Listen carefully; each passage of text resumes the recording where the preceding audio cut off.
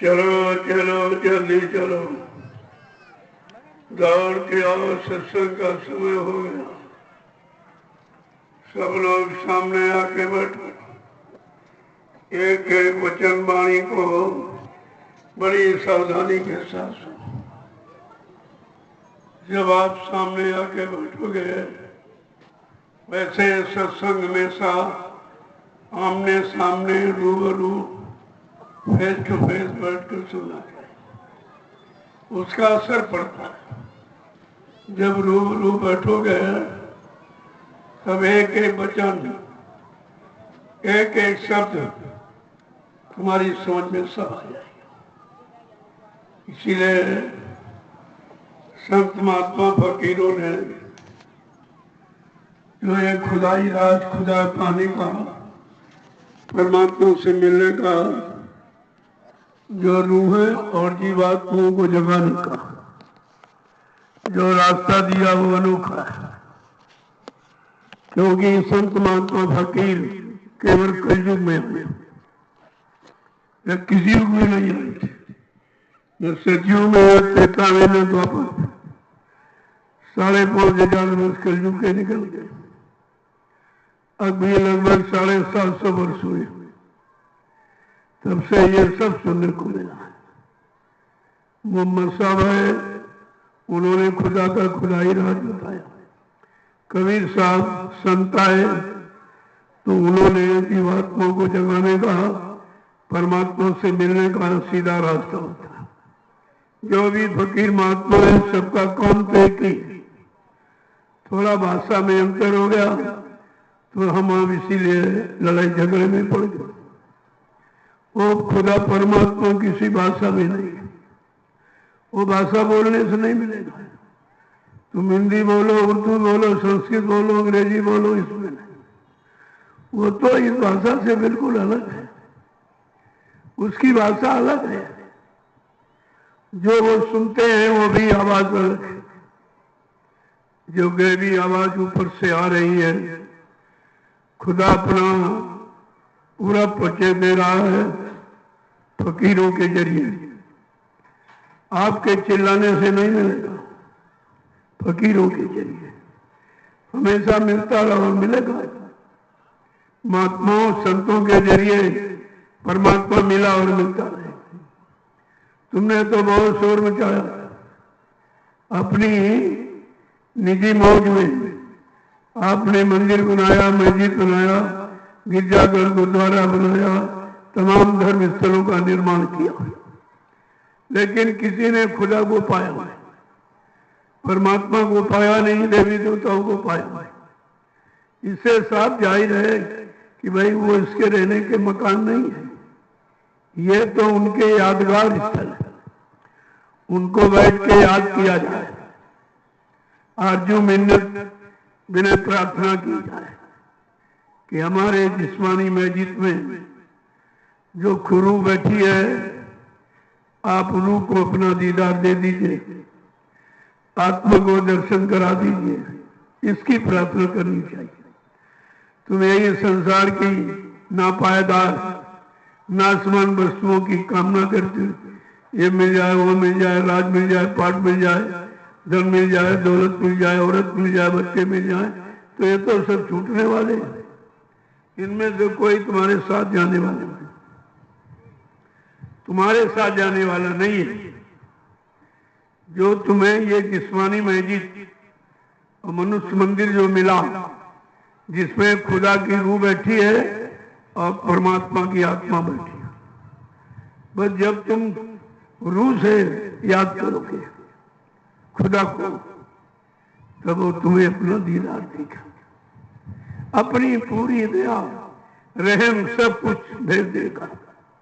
लेकिन तुम जवान से चिल्लाते रहते हो और जवान को शुद्ध रखा नहीं। तुम कितने गलीज गंदगी खाई आई, पी आपने, बोले आपने, ये तो आपने जवान को गंदा कर दिया। जब जवान गंदी हो गई तो जवान से कोई प्रार्थना, कोई इबादत, कोई पूजा आपकी स्वीकार नहीं होगी। उसका साक्षात प्रमाण आपको दिया गया कि आज मंदिर मस्जिद गिरजाघर गुरुद्वारों में ताले लगते और तुम सब चुप रहे। तुमने क्यों नहीं कहा हमारे भगवान का मंदिर, हमारे खुदा का मस्जिद है, हमारे मतलब गुरु का गुरुद्वारा है और चर्च घाट का है? क्यों नहीं कहा? किसी ने जबान नहीं हिलाई। इसका मतलब जो उन्होंने किया वो सत्य है। तो भाई तो आप नहीं बोले। किसी युग में ऐसा नहीं, धर्म स्थलों को कभी भंग नहीं किया गया। वही सच्चे अच्छे बनने का एक आधार है। वो आधार हमारा आपका सच्चे अच्छे मतलब भक्त मुरीद बनने का आधार है। लेकिन आधार को हमने आपने समझा नहीं। आधार है लेकिन वो निराधार है। खुदा के नाम पर, परमात्मा के नाम पर, गाड के नाम पर, गुरु के नाम पर तो निराधार है। वहां कुछ नहीं, केवल तुम बैठकर उसकी याद करते।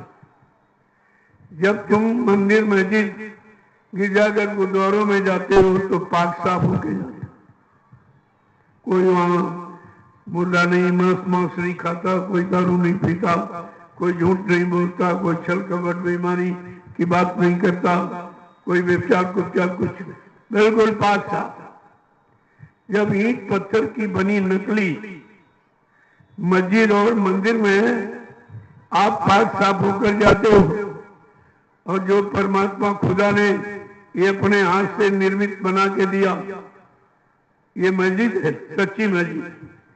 अगर इंसानी मस्जिद न होती तो ईंट पत्थर की मस्जिद कौन बनाता? इसीलिए तो बनाई है। अगर मनुष्य मंदिर में जीवात्मा रूह न होती तो ये बाहर का मंदिर मस्जिद गिरजाघर गुरुद्वारे कौन बनाता? ये भी तो उसी ने बना दिया। जिसने बना दिया अपनी याद के लिए कि तुम यहां बैठकर मेरी याद करो, वो तो आप भूल गए। लेकिन फकीरों ने उसको नहीं माना।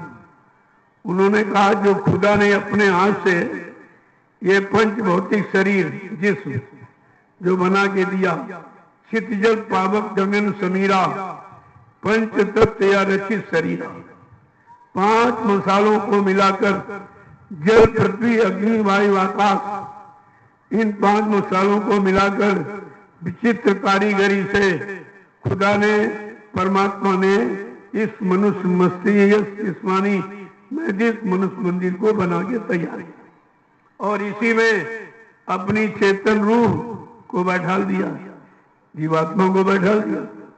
जो तुमने ईंट पत्थर बना उसमें तो बैठाला नहीं आप, उसमें है ही नहीं, तो इबादत करेगा तो? अरे भाई गूंगा इबादत थोड़ी करेगा, मुर्दा इबादत थोड़ी करेगा। जिसमें जान इसी को चेतन, जिनमें चेतन शक्ति जान है वो तो बस करेगा, बाकी अनजान है। जिसमें जान वो जानकार और बाकी है, जिसमें जान नहीं वो अनजान है, वो अंजाम है, इससे तुम्हारा काम नहीं होगा। तो फकीरों महात्माओं ने कोई कसर नहीं रखी बताने, लेकिन सुनने वालों ने सुना नहीं, माना भी नहीं।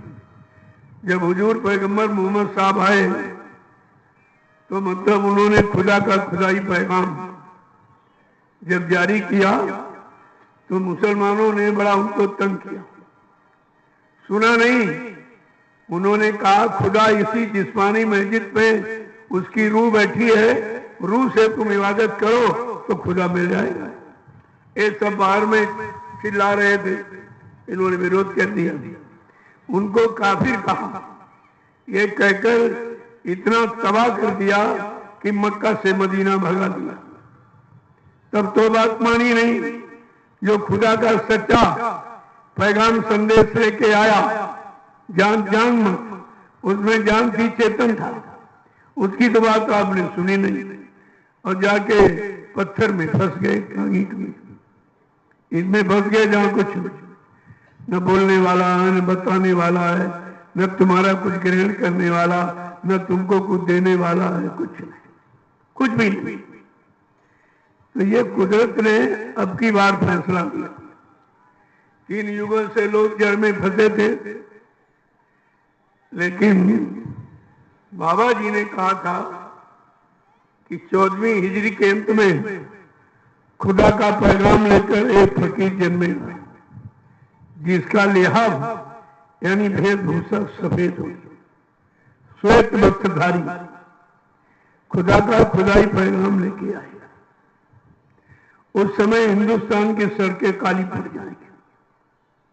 देखो प्रेमियों, तेजतार कोल का नाम कोई नहीं जानता था, डाउन खान, लेकिन फकीरों की रूह की वो दिव्य आंख, तीसरी आंख खुली होती, जितने भूत भविष्य वर्तमान को सब देख लेते। उनके लिए दूरी कुछ नहीं, वो 14 भुवन 14 तपक यही से देख लेते, इसी दिव्य आंख से सब देखते। तो मतलब उन्होंने कहा, जब वो खुदा का खुदाई पैगाम लेकर वो फकीर सरजमी पर आएगा, तब सबको खुदाई का पैगाम सुनाएगा। उसके यहाँ न हिंदू, न मुस्लिम, न सिख, न ईसाई, न छोटा न बड़ा, गरीब न अमीर, न मतलब ब्राह्मण, न क्षत्रिय, वैश्य, न हरिजन, न स्त्री, न पुरुष, कुछ सारी रूहों को, जीवात्माओं को वो रास्ता देखा। रूहें जीवात्माएं कैसे आई यहां?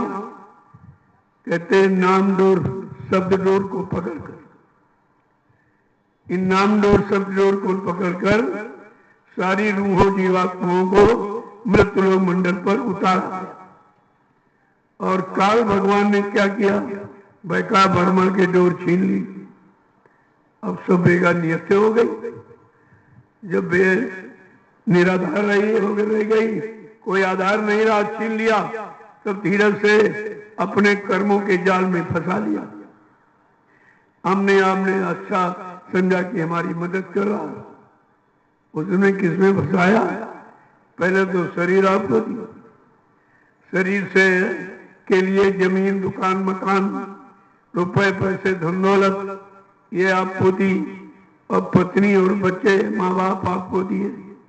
धीरे धीरे तुमने समझा ये सब हमारा है, ये भूल गए किसी ने दिया। हम आप माँ के गर्भ से नंगे ही आए, बच्चा नंगा पैदा हुआ, चाहे हिंदू घर में जन्म ले चाहे मुसलमान जन्म, नंगा ही पैदा हुआ। जब कुछ लेके आप पैदा नहीं हुए थे तो तुम लेके यहां से जाओगे कैसे? जब तुम लाए ही नहीं हो तो ले जाने का अधिकार तुमको कहां? ये हम नहीं समझ पाए, और इसी को महात्मा फकीर समझाने आए कि बच्चा ये किराए का मकान है, ये तुम्हारा नहीं है, और रहते रहते अपनी रूह का, अपनी जीवात्मा का कल्याण करा लो। ये उन्होंने काम के लिए कहा, लेकिन किसी ने नहीं सुना। तो पैगाम तो आपके लिए आया है, लेकिन आप सुनो ना सुनो, तुम्हारे सुनने न सुनने से पैगाम कोई झूठा थोड़ी हो जाएगा। पैगाम जो समय का है वो अपना काम समय पर करेगा, चाहे किसी के द्वारा आया हो, लेकिन आपको सामने तुम्हारे वो काम करके दिखाएगा। पैगाम संदेश का मतलब यही है। लेकिन धीरे धीरे जो हमारे लाभ का है, अगर हम सुन लेते, समझ लेते और करने लगते तो उसका लाभ हमको मिल जाएगा। यही बुद्धिमानी है। सच्चा बुद्धिमान वही है जो समय से जाग के, चेत के अपना काम बना ले। अभी तक आप ही नहीं जान पाए कि अपना काम क्या। हम तो यही खेती, दुकान, मकान, पद पत्नी, बाल बच्चे और नौकरी, धंधा, व्यापार, इसी को अपना समझते, जबकि ये तुम्हारा नहीं है। ये तुम्हारा नहीं है। जब शरीर है तुम्हारा नहीं है, शरीर से, शरीर के लिए, शरीर से आप ये सब करते हो कि भाई शरीर को रोटी देना है, कपड़ा देना है, मकान देना है, कोई दवा देनी है और अन्य वस्तुओं की मतलब यानी जरूरत पड़ेगी, तो इसलिए आप करते हो। तो इसके लिए मना थोड़ी किया गया। फकीरों महात्माओं ने ये कहा कि 24 घंटे में 8 घंटे आप संसार का, शरीर का, परिवार का बाल बच्चों के पालन पोषण के लिए खेती करो, दुकान करो, दफ्तर करो, बिजली व्यापार मजदूरी करो, हम आपको मना नहीं करते, लेकिन कुछ समय ऐसा निकालो, प्रेम कर लो राम से। कुछ ऐसा समय निकालो जो अपनी रूह से, अरे खुदा को प्यार कर लो, खुदा को। जब रूह खुदा को प्यार करेगी, क्यों? रूह खुदा की है, जो जिसकी है उसी को प्यार करेगी, उसी को अपना मानेगी, और वही उसकी मदद करेगा और वही उसको घर पहुंचाएगा, दूसरा तो ले नहीं जा सकता। तो धीरे धीरे धीरे धीरे फकीरों ने बड़ी मेहनत किया, बहुत परिश्रम किया रूहानी तरक्की हासिल कराने के लिए। उन्होंने रास्ता दिया, लेकिन हम लोग रास्ते को भूल गए थे। तो ये लिखा गया कि 14वीं हिजरी के अंत में खुदा का पैगाम लेकर एक फकीर जमीन पे उतरेगा। वो को खुदा का खुदाई राज संपूर्ण इंसानी जात को देगा, एक के लिए नहीं, संपूर्ण इंसानी जात की।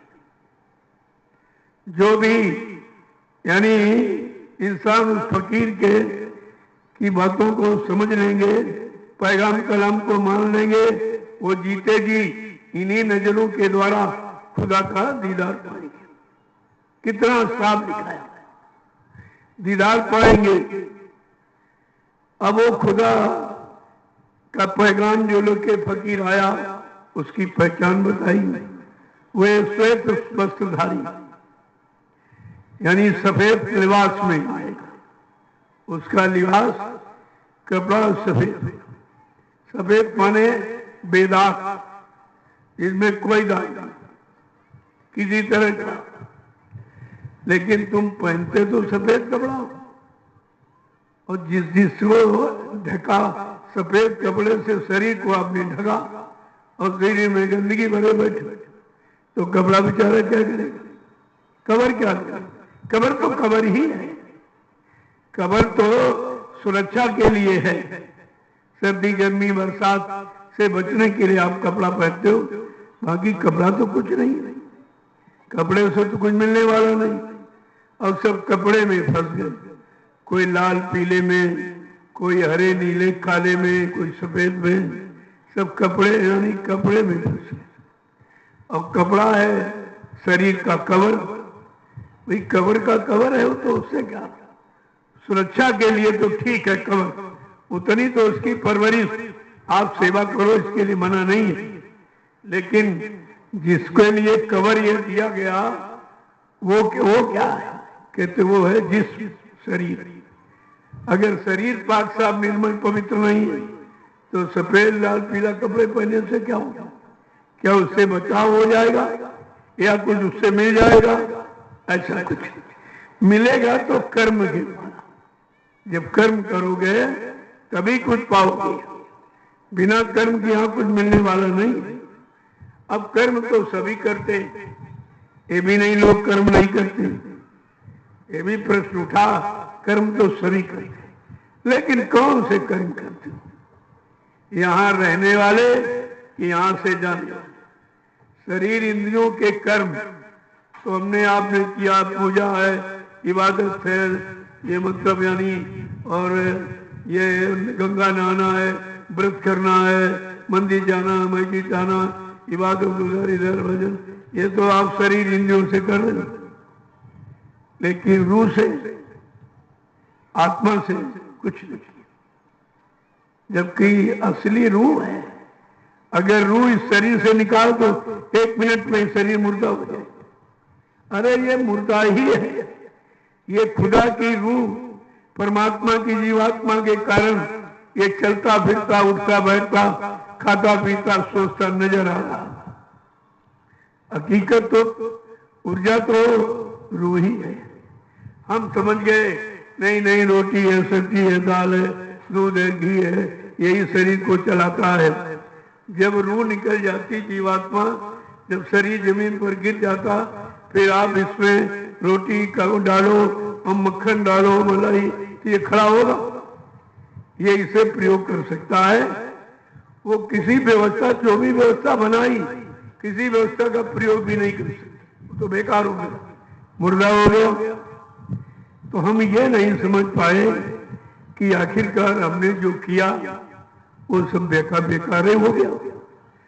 तो किसी संत महात्मा फकीर के पास जाते, उनके कदमों में सिजदा प्रणाम करते, वो दया और दुआ पढ़ कर देते और तुम्हें कोई बख्शीश खैरात कोई दे देते तो तुम्हारा काम हो जाता। वो तो आपने कुछ किया नहीं, बाहर में हल्ला मचाते रहे, जातियां बना ली झगड़े के लिए। अरे भाई, परमात्मा खुदा ने एक इंसानी शक्ल बनाई, उसने तो कोई जात पात बनाई नहीं थी। परमात्मा खुदा ने इंसानी शक्ल बनाई, तुमने इंसानी शक्ल को हिंदू कह दिया, मुसलमान कह दिया, सिख ईसाई कह दिया, यानी झगड़े की जड़ तुमने बनाई। खुदा परमात्मा ने एक कभी लड़ता नहीं, किससे लड़ेगा? जहां दो होंगे वहीं द्वंद माने झगड़ा होगा। तो झगड़ा तो आपने तैयार किया। अगर खुदा की बनाई परमात्मा की शिक्षा अगर हम सब लोग लिए रहते, उस पर चलते रहते, तो आज हमारा पारिवारिक जीवन, सामाजिक जीवन, व्यवहारिक जीवन ये कष्टों में, मुसीबतों में नहीं होता, ये लड़ाई झगड़ों में नहीं होता, ये पारस्परिक प्रेम प्यार मोहब्बत में बना होता, जिसके लिए फकीरों ने कलमा और मतलब संतों ने संदेश दिया, समय से आके सुनाया, सबको बताया। तुम जिस भाषा में सुनना चाहो उस भाषा में उन्होंने सुनाया, लेकिन अर्थ एक ही। खुदा कहो, भगवान कहो, ये दिल का भाव तुम्हारा है, ये तुम्हारे दिल का भाव। खुदा परमात्मा एक ही, कोई अंतर नहीं। मुर्शिद गुरु एक ही, मुरीद और भक्त शिष्य एक ही। आपने भाषा बयानी बना करके लड़ाई पैदा कर लिया, राग द्वेष पैदा कर लिया, एक दूसरे से वैमनस्यता के भाव पैदा कर लिए। हम इनको नहीं मानते, इनका छुआ नहीं खाएंगे, ये हमको छुएंगे नहीं। इतनी नफरत, जो तुमने जो कुछ बनाया उसमें नफरत, और खुदा परमात्मा के बनाने में प्यार था, वो प्यार था। अब प्यार और व्यवहार खत्म, अब रह गया व्यापार। व्यापार रह गया, और व्यापार में तो कहा कि बनिया अपने बाप को ठगत लागत मार, सब में ठगा ठगी, सब में झूठ छल कपट धोखाधड़ी, नहीं तो व्यापार नहीं चलेगा। व्यापार तो इसीलिए पहले प्यार था, फिर व्यवहार, अब रह गया व्यापार, यानी झगड़ा, एक दूसरे को लूटना, झूठ बोलना, छल कपट बेईमानी करना, हिंसा करना, मारकाट, ये सब आपने शुरू कर दिया। ये किसके कहने से? किसने आपको ये सलाह दी थी? खुदा ने कहा था, ये जिस्म, फकीरों ने कहा ये जिस्म खुदा की इबादत के लिए मिला। अगर तूने एक कतरा मांस का डाल दिया तो खुदा से जुदा हो जाएगा। एक बूंद अगर शराब की डाल दी तो मजहब से काफिर। भाई, किसने ये उसूलों को किसने कबूल किया? किसने माना है? इस संदेश पैगाम कलाम को किसी सुनाया गया, लेकिन सुना भी माना किसने? सब अपनी मनमानी में जुट गए। जो तुम्हारी इच्छा में आया वो तुमने खाया, जो इच्छा में आया वो आपने पहरा, जो इच्छा में आया जिसके साथ व्यवहार किया, ये सब आप अपनी इच्छा के मालिक हो। तो खुदा को मालिक कहाँ मानो? परमात्मा को मालिक आपने कहाँ मानो? तुम स्वयं मालिक बन गए, जो तुम्हारी इच्छा में वो कर रहे हो। जब तुम स्वयं मालिक बन गए हो और जो चाहो वो कर रहे हो, फिर वो वैसी सजा भी आपको देगा। वो सजा आपको कबूल करनी पड़ेगी। सजा तो जब ही मिलेगी जब हम कोई गुनाह करेंगे, कोई पाप करेंगे, कोई हिंसा, हत्या, कोई चोरी डकैती, कत्ल करेंगे, तभी तो अनैतिक कार्य में से हमको इस तरह की सजा मिलती है। तो सबने आपको रोका है, चाहे जिसको आप ले लो। सब बहुत फकीर आए, महात्मा सब जाति, हिंदुओं में आए, मुसलमानों में आए, सिख ईसाइयों में आए, ब्राह्मण क्षत्रिय वैश्य हरिजनों में आए, कोई जाति उन्होंने छोड़ी नहीं। उन्होंने ये दिखाया कि देखो तुम जाति कहते हो, हम सब में आए हैं, हम सब में हैं और सब हम में हैं। उन्होंने ये दर्शाया ये सब हमारे हैं, हम इनके हैं, ये हमारे। यहां तो ये रिश्ता हमारा आपका था, लेकिन वो तो सब खत्म हो गया। अब कुछ नहीं रहेगा, अब कुछ नहीं आए।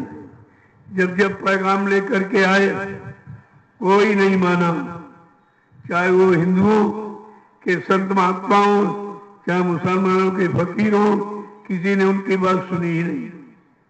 जब आपने बात नहीं मानी तो उन्होंने अपना जो वरद हस्त तुम्हारे सिर पे था वो हाथ खींच लिया और चार्ज कुदरत को दे दिया कि हमसे तो नहीं माने अब, क्योंकि संत महात्मा फकीर वो कोई निर्दयी तो होते नहीं, उनमें कोई कालंग प्रधान होता नहीं, वो दया और दुआ और रहम की खान होते हैं, इसे उनको रहमान भी कहते हैं।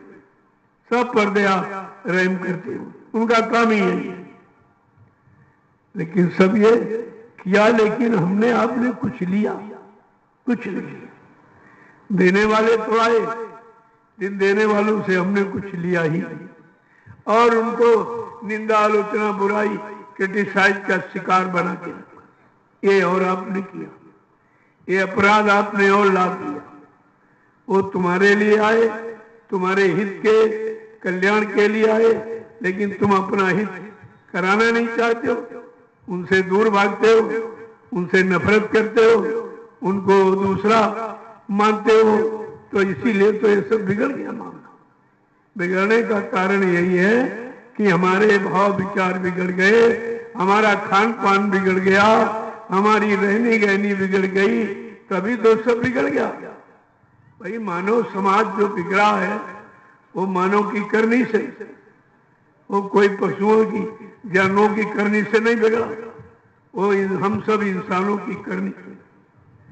अगर हम इंसानों की करनी करते रहते तो शायद ये बिगाड़ नहीं होता। यही क्योंकि कहा ये सब जीव मेरे बनाई। खुदा ने क्या कहा? ये सारी खिलकत, सारी जलसा तमाशा, ये सब मेरा बनाया हुआ। ये किसी आदमी इंसान विज्ञान का बनाया नहीं।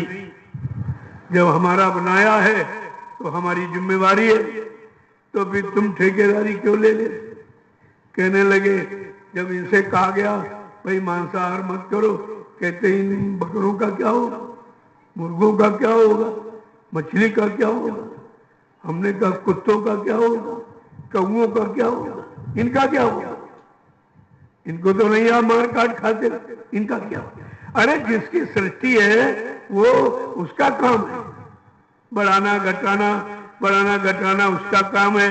तुम ठेकेदारी इंसान हो करके तुम खुदा परमात्मा की बनाई व्यवस्था की ठेकेदारी ले रहे हो।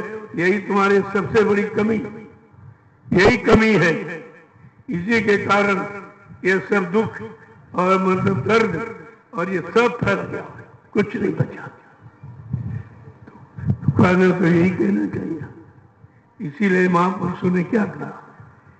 आए हैं लेके पैगाम एक खुदा का ये, उन फकीरों को कोई पहचाना नहीं।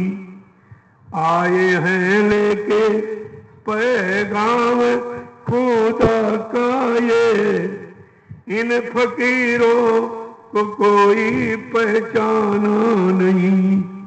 दे रहे हैं नसीहत हकीकत किए, जिसको मुर्शिद बिना कोई माना नहीं।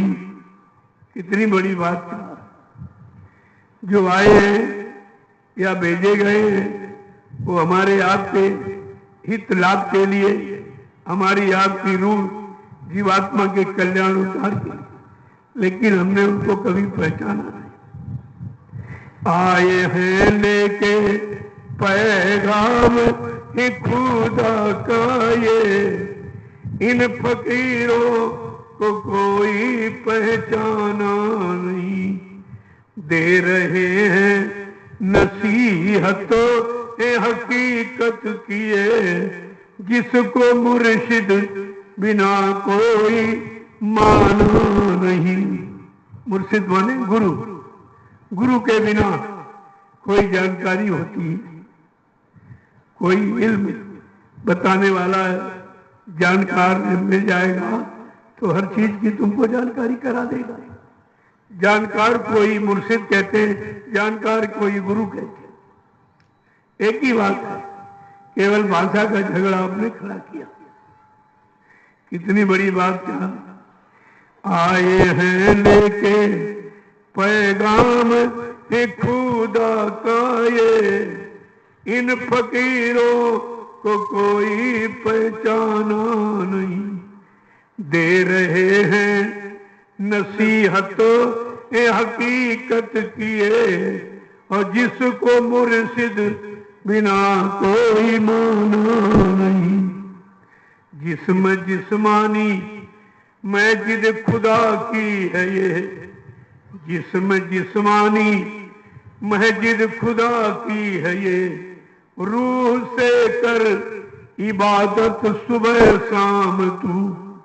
जिस्म जिस्मानी मस्जिद खुदा की है ये, रूह से कर इबादत सुबह शाम तू। रहम करना ये रहमान का हुक्म है, रहम करना ये रहमान का हुक्म है, बिना इसके खुदा दर्श पाना नहीं। रहमान ने तो रहम का भी गुल बजाया, सब पर दया करो, ये सारे जीव मेरे हैं, मैंने तुम्हारे लाभ के लिए बनाए, ये सब तुम्हारे काम आएंगे। लेकिन तुमने उन्हीं को मारना काटना शुरू कर दिया। जब बच्चा पैदा होता है तो कहते भाई बकरी का दूध ले, बकरी का दूध, बकरी का दूध। और जब तक बकरी जिंदा रहती जीवन भर आपको दूध पिलाती, लेकिन तुम्हारा बकरी के साथ क्या व्यवहार, मार काट के खा जाए। यही मानवता है, ये इंसानियत है, ये गुनाह नहीं तो क्या है। जिसने जीवन भर तुम्हें दूध पिलाया, तुम्हारा उसके साथ कर्तव्य क्या है कि मार काट के खा गए। अरे कुछ तो रहम करो जीवों पर, जीवों पर कुछ तो रहम करो। ये सब तुम्हारे काम के लिए। मुर्गा ठीक 4 बजे आवाज देता, ऐ मुसलमान भाइयों जाग जाओ, खुदा की इबादत का समय हो गया। ऐ हिंदुओं जाग जाओ, परमात्मा के भजन का, देवी देवताओं की पूजा का समय हो गया। कितनी नेक भली अच्छी सलाह देता, आपको जगाता है। तुम्हारा मुर्गे के साथ क्या व्यवहार है? जरा अपने मानवीय व्यवहार पर दृष्टि डालो कि तुम पशुओं से भी नीचे चले गए, पशुओं से भी नीचे चले गए हो। कोई सिद्धांत, कोई वसूल तुम्हारा रहा ही नहीं। मछली, पहले पुराने लोग कहते थे दही मछली का नाम ले लो तो काम की शुद्धि हो जाती, काम की सफलता, सफलता पाने में मछली का योगदान माना जाता। दही मछली का नाम ले लो और काम तुम्हारा सिद्ध हो जाएगा। ये तो सब हमारा काम कर रहे हैं, हमारे हित का, भले का सब काम कर रहे हैं, लेकिन हमारा इनके साथ व्यवहार कितना खराब है। इंसान अपनी इंसानियत को भूल गया, मानव अपनी मानवता को भूल गया, तभी ये सब यानी दुख दर्द मुसीबत आपत्तियां बीमारी महामारी खड़ी हो रही। ये सब इसीलिए खड़ी। और मैं आपको ये सब समझना चाहिए, कुछ समझे नहीं, न जाना न माना, अपनी अपनी ताना, अपनी अपनी तान रहे हो। भाई मानो अपनी परितानो तो बनो दानो, दानो बनो। कहने का मतलब ये है कि फकीरों ने, संत महात्माओं ने बताने में, समझाने में कोई कसर नहीं, इसलिए कि इंसानी शक्ल ये खुदा की और ये मानो परमात्मा की बनाई सृष्टि है। इसलिए परमात्मा खुदा के दृष्टि से हमें आपको इन सब पर रहम करना चाहिए। रहमान का तो हुक्म यही है, इन सब पर रहम करो। तभी तो कहा था, यानी अगर समझ लो तो सब काम हो जाएगा। जिस्म जिस्मानी मैं जिन खुदा की है ये, रूह से कर इबादत सुबह शाम तू, रहम करना ये रहमान का हुक्म है, रहम करना ये रहमान का हुक्म है, अब बिना इसके खुदा दर्श पाना नहीं, आए हैं लेके पैगाम खुदा का ये, इन फकीरों को कोई पहचाना नहीं, दे रहे हैं नसीहत ये हकीकत किए, और जिसको मुर्शिद बिना कोई माना नहीं। कितना साफ साफ शब्दों में कहा, वक्त से जाग कर वक्त को जान लो, वक्त से जाग कर वक्त को जान लो, वक्त से वक्त को अपने पहचान लो, वक्त से जाग कर वक्त को जान लो, वक्त से वक्त को अपने पहचान लो, ये गया वक्त फिर हाथ आएगा नहीं, ये गया वक्त फिर हाथ आएगा नहीं, तुमको मुर्शिद ने सबको ये बतला दिया। कितना साफ साफ, ये साफ साफ इजहार किया, लेकिन हम किसी बात को मानते ही नहीं। पहली बात तो हम जानते नहीं, दूसरी बात कोई सच्ची अच्छी बात मानते नहीं, तो फिर तो सिवाय नुकसान आने के और आपके हाथ लगने वाला कुछ नहीं। इसलिए फकीरों को देखकर रोना आता है, क्योंकि वो किसके रोते हैं? अपनी रूह को, अपनी जीवात्मा को इंसान के अंदर देखकर उनको रोना आता है। और क्या कह रहे हैं कि खुदा तेरे बंदों का क्या होगा, खुदा तेरे बंदों का क्या होगा, जो रहम से है खाली इन शैतानों का क्या होगा, कि खुदा तेरे बंदों का क्या होगा, जो शाम को न करते न सुबह करते इबादत, जो शाम को न करते न सुबह करते इबादत, इन गुनहगारों का क्या होगा, खुदा तेरे बंदों का क्या होगा। कितना रोते फकीर, कितना महात्मा संत रोते हैं, किसके लिए? तुम्हारे लिए, यानी तुम्हारे शरीर जाति के लिए नहीं, तुम्हारी रूह और जीवात्मा के लिए, क्योंकि उनको वो जानकारी है जो जीवात्मा उनमें वही तुम्हारे लिए, इसलिए उनको रोना आता है। ये जिस खुदा की इबादत के लिए मिला और ये तुमने पूरा जीवन मार काट हिंसा कत्लेआम में लगा दिया, और बाद में वो जिनको मारा काटा उन्हीं का मुर्दा मांस और जिस्मानी मस्जिद में डालने लगे। आप जहाँ रूह बैठी है वहां ये पशु पक्षियों का मुर्दा मांस साफ डालने लगे, बुद्धि नाशक नशा शराब पीने लगे, जिससे बुद्धि पागल हो जाती, माँ बहन बेटी बहू की परख और पहचान खत्म हो जाती, कितना जघन्य अपराध हो जाएगा। लेकिन जरा सा भी विचार, इतना तो विचार प्रवेश कर गया कि शुभ विचार, अच्छा विचार लोगों की समझ में आता ही नहीं, आता ही नहीं। भाई ये कार्यक्रम हो रहा तो क्या कुछ लेने के लिए, कोई दान दक्षिणा आमान सामान के लिए हो रहा?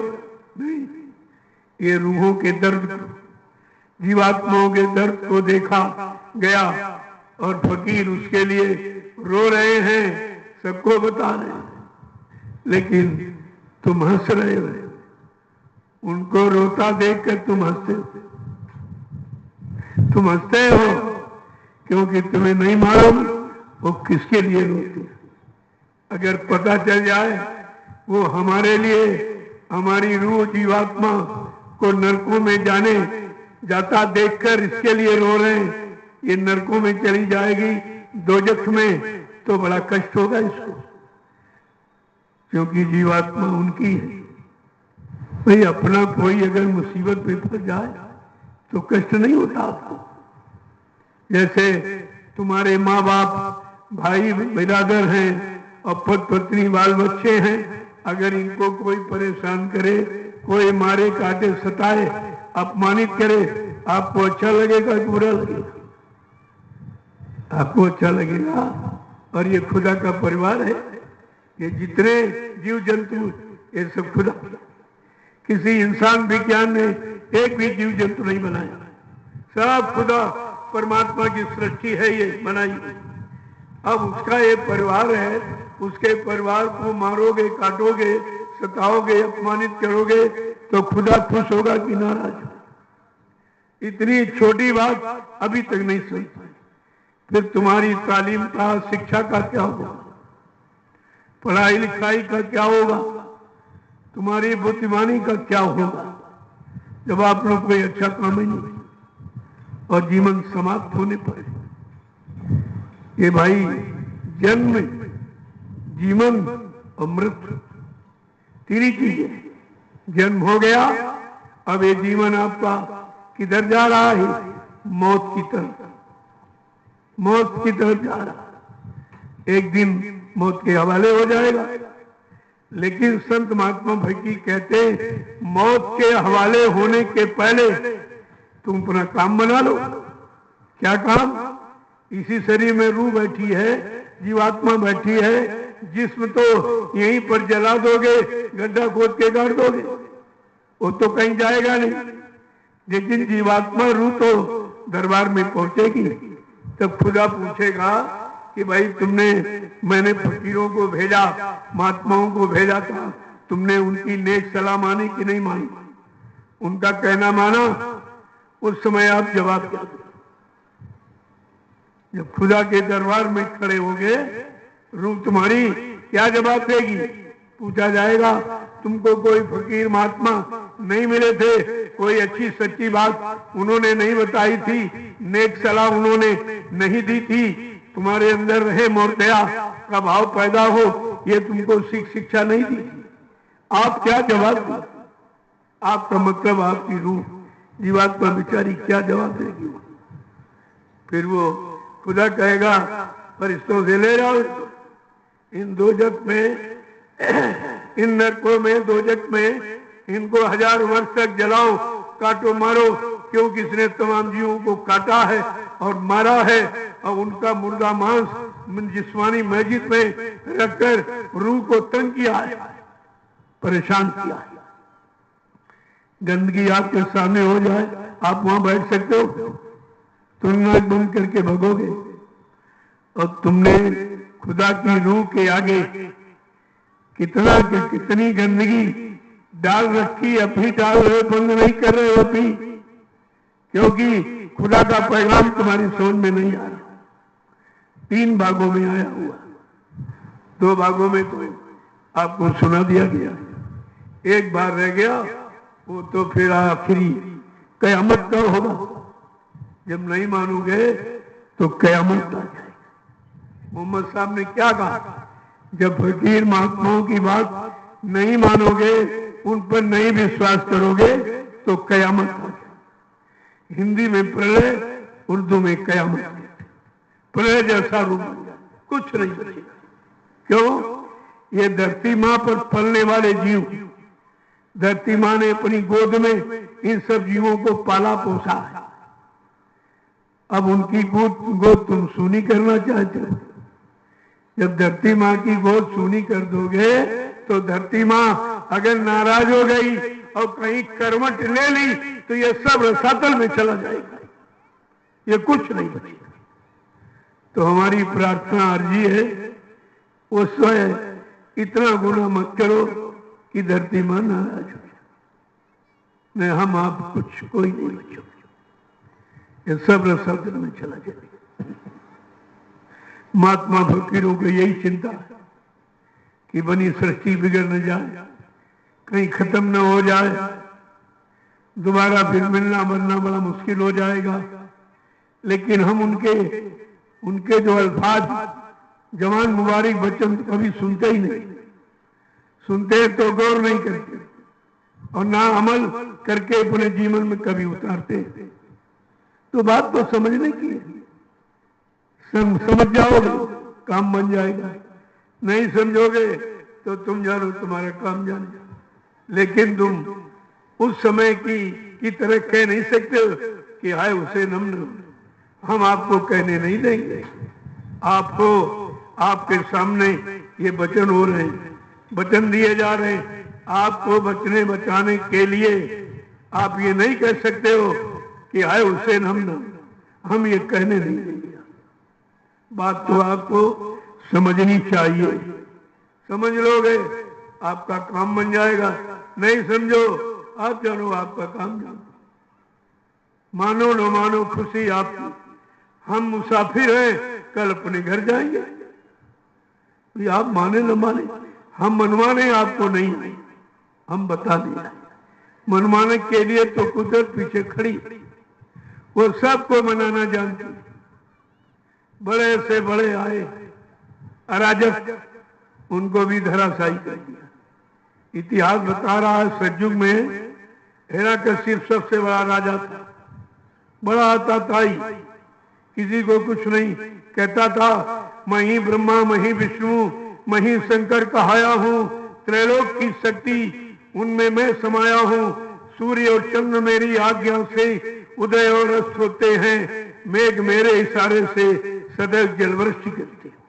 इतना बड़ा गरुड़ गुमान, और देर नहीं लगी धराशायी हो गया, धराशायी हो गया। इसी तरह त्रेता में रावण वो भी कह रहा मैं ही भगवान हूं, मेरे अतिरिक्त कोई दूसरा भगवान नहीं। तो उसको भी मौत के घाट उतार दिया गया, वो भी मारा गया।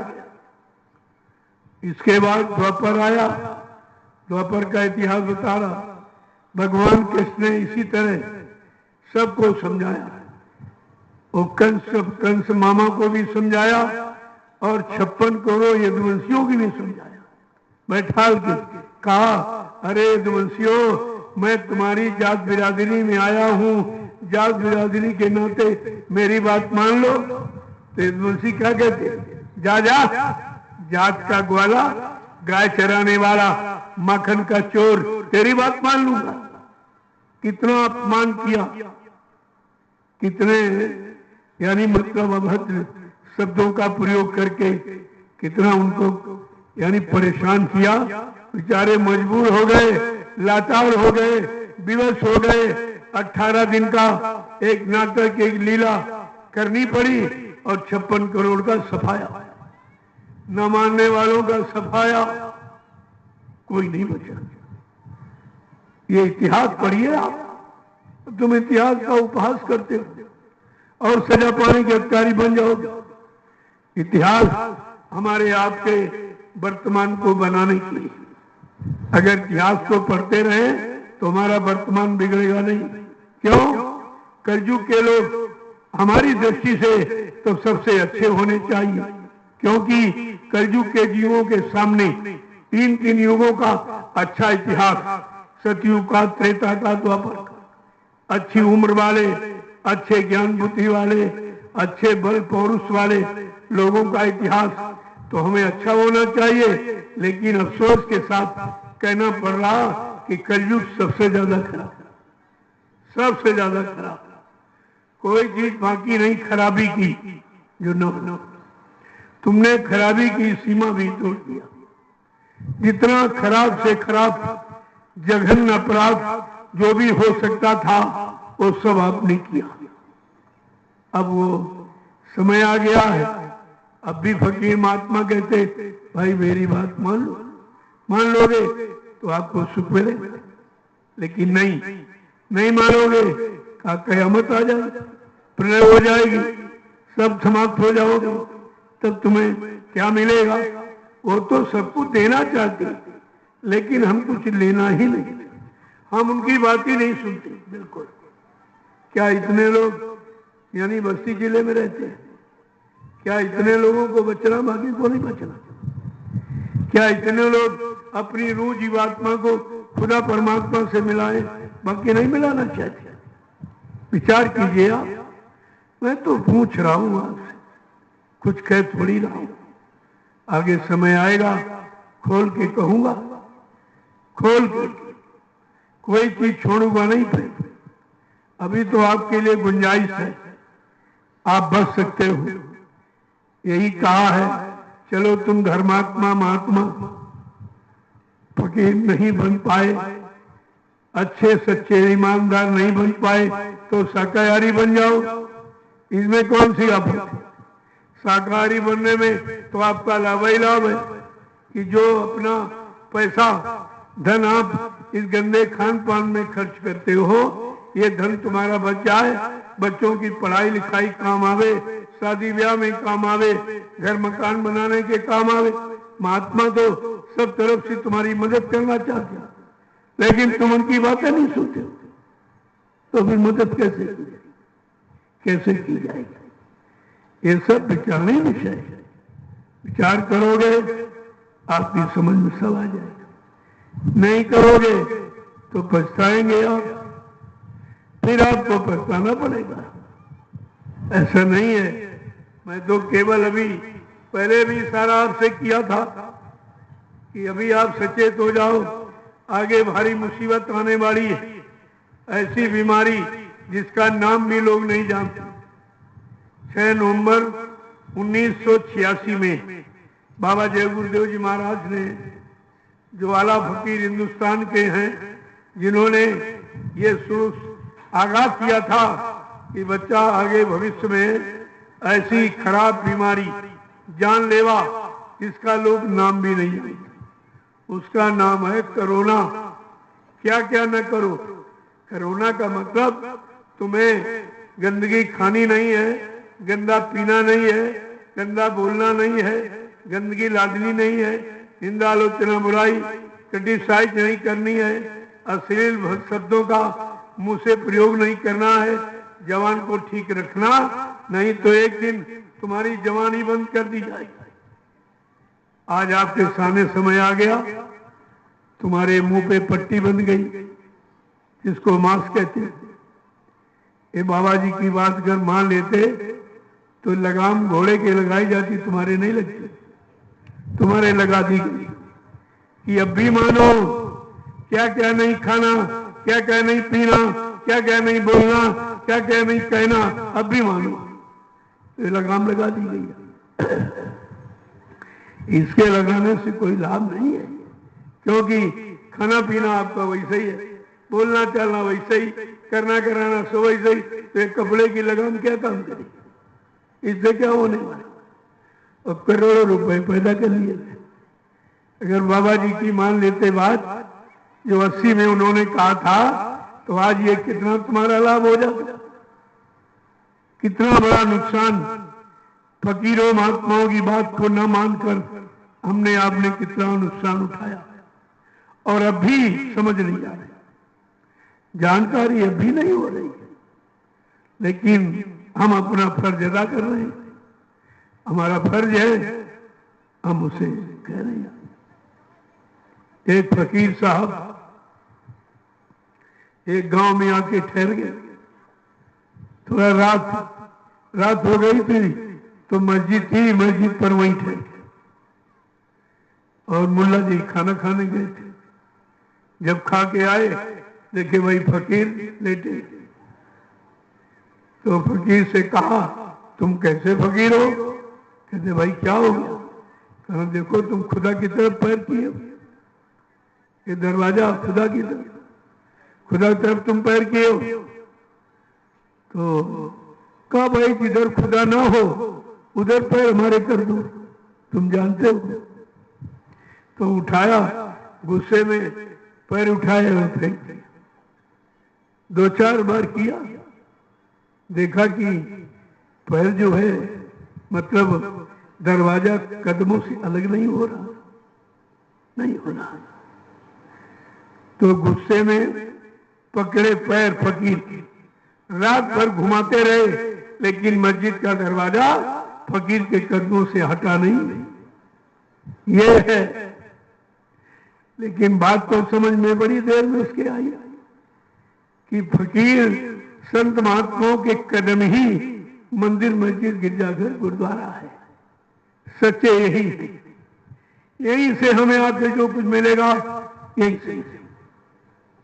लेकिन वहां कोई देने वाले फकीर महात्मा बैठे होते तो आपको रास्ता बता देते। अब तो वहां कोई नहीं, सब खाने पीने वाले गए, अपना चिल्लाने लगे।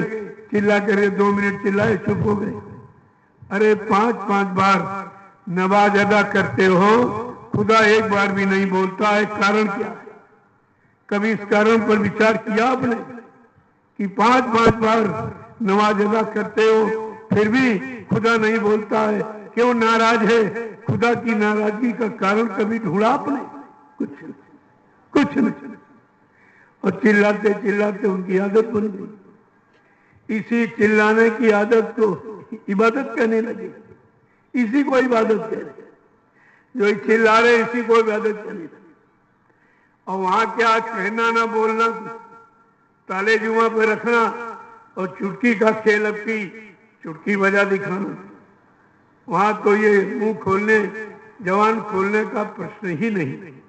जब खोलो तो खुदा के लिए खोलो, नहीं तो बंद रखो इसको। और तुमने 2-4 मिनट के लिए खोला, अल्लाह मचा, चुप हो गए और घर आ गए, कभी इबादत करी, फिर वही खान पान करने लगे। अरे जिसके लिए खुदा से आवाज लगा के आए हो तो खुदा के बनाए जीवों पर तो रहम करो, इतना तो सीख लो, कुछ न करो। तो बाबा जी ने 18 वर्ष शाकाहार का प्रचार करा कि मेरी बात अब भी मान लो, नहीं तो कुदरत जहां ऐसी जानलेवा बीमारी तैयार करके रखे हैं कि पल घड़ी मिनट नहीं लगेगा, गांव के गांव, मुल्क के मुल्क, देश के देश साफ हो जाएंगे, साफ हो जाएंगे।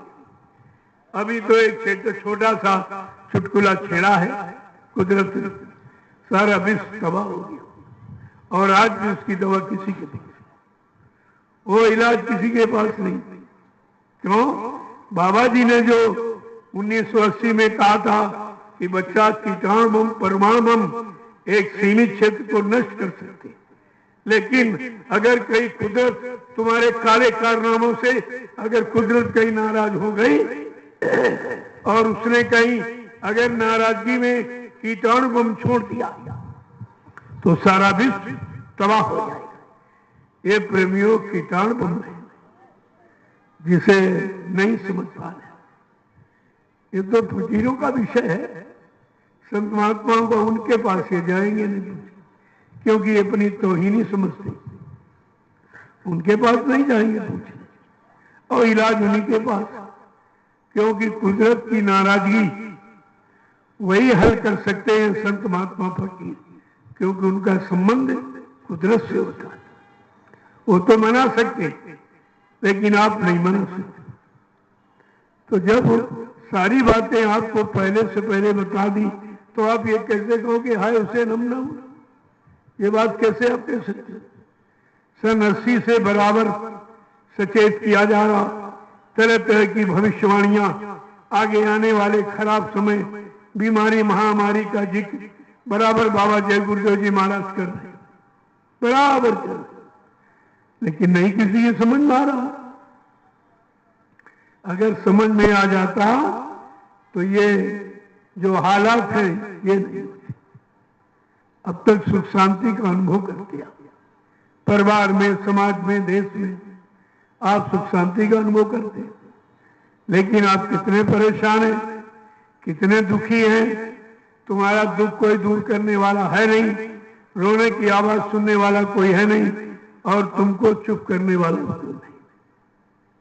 तो बाबा जी ने यह भी कहा था, एक दिन सबकी दाढ़ी में आग लगेगी, कौन किसकी बुझाएगा, सबको अपनी अपनी पड़ेगी। आज वो भी आपके सामने। महात्मा फकीरों के ये बयान बड़े मतलब रहस्यमयी होते हैं।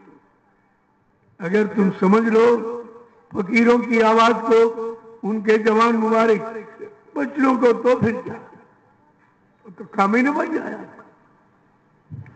80 से शुरुआत किया, अब 2021 से जोड़ लीजिए।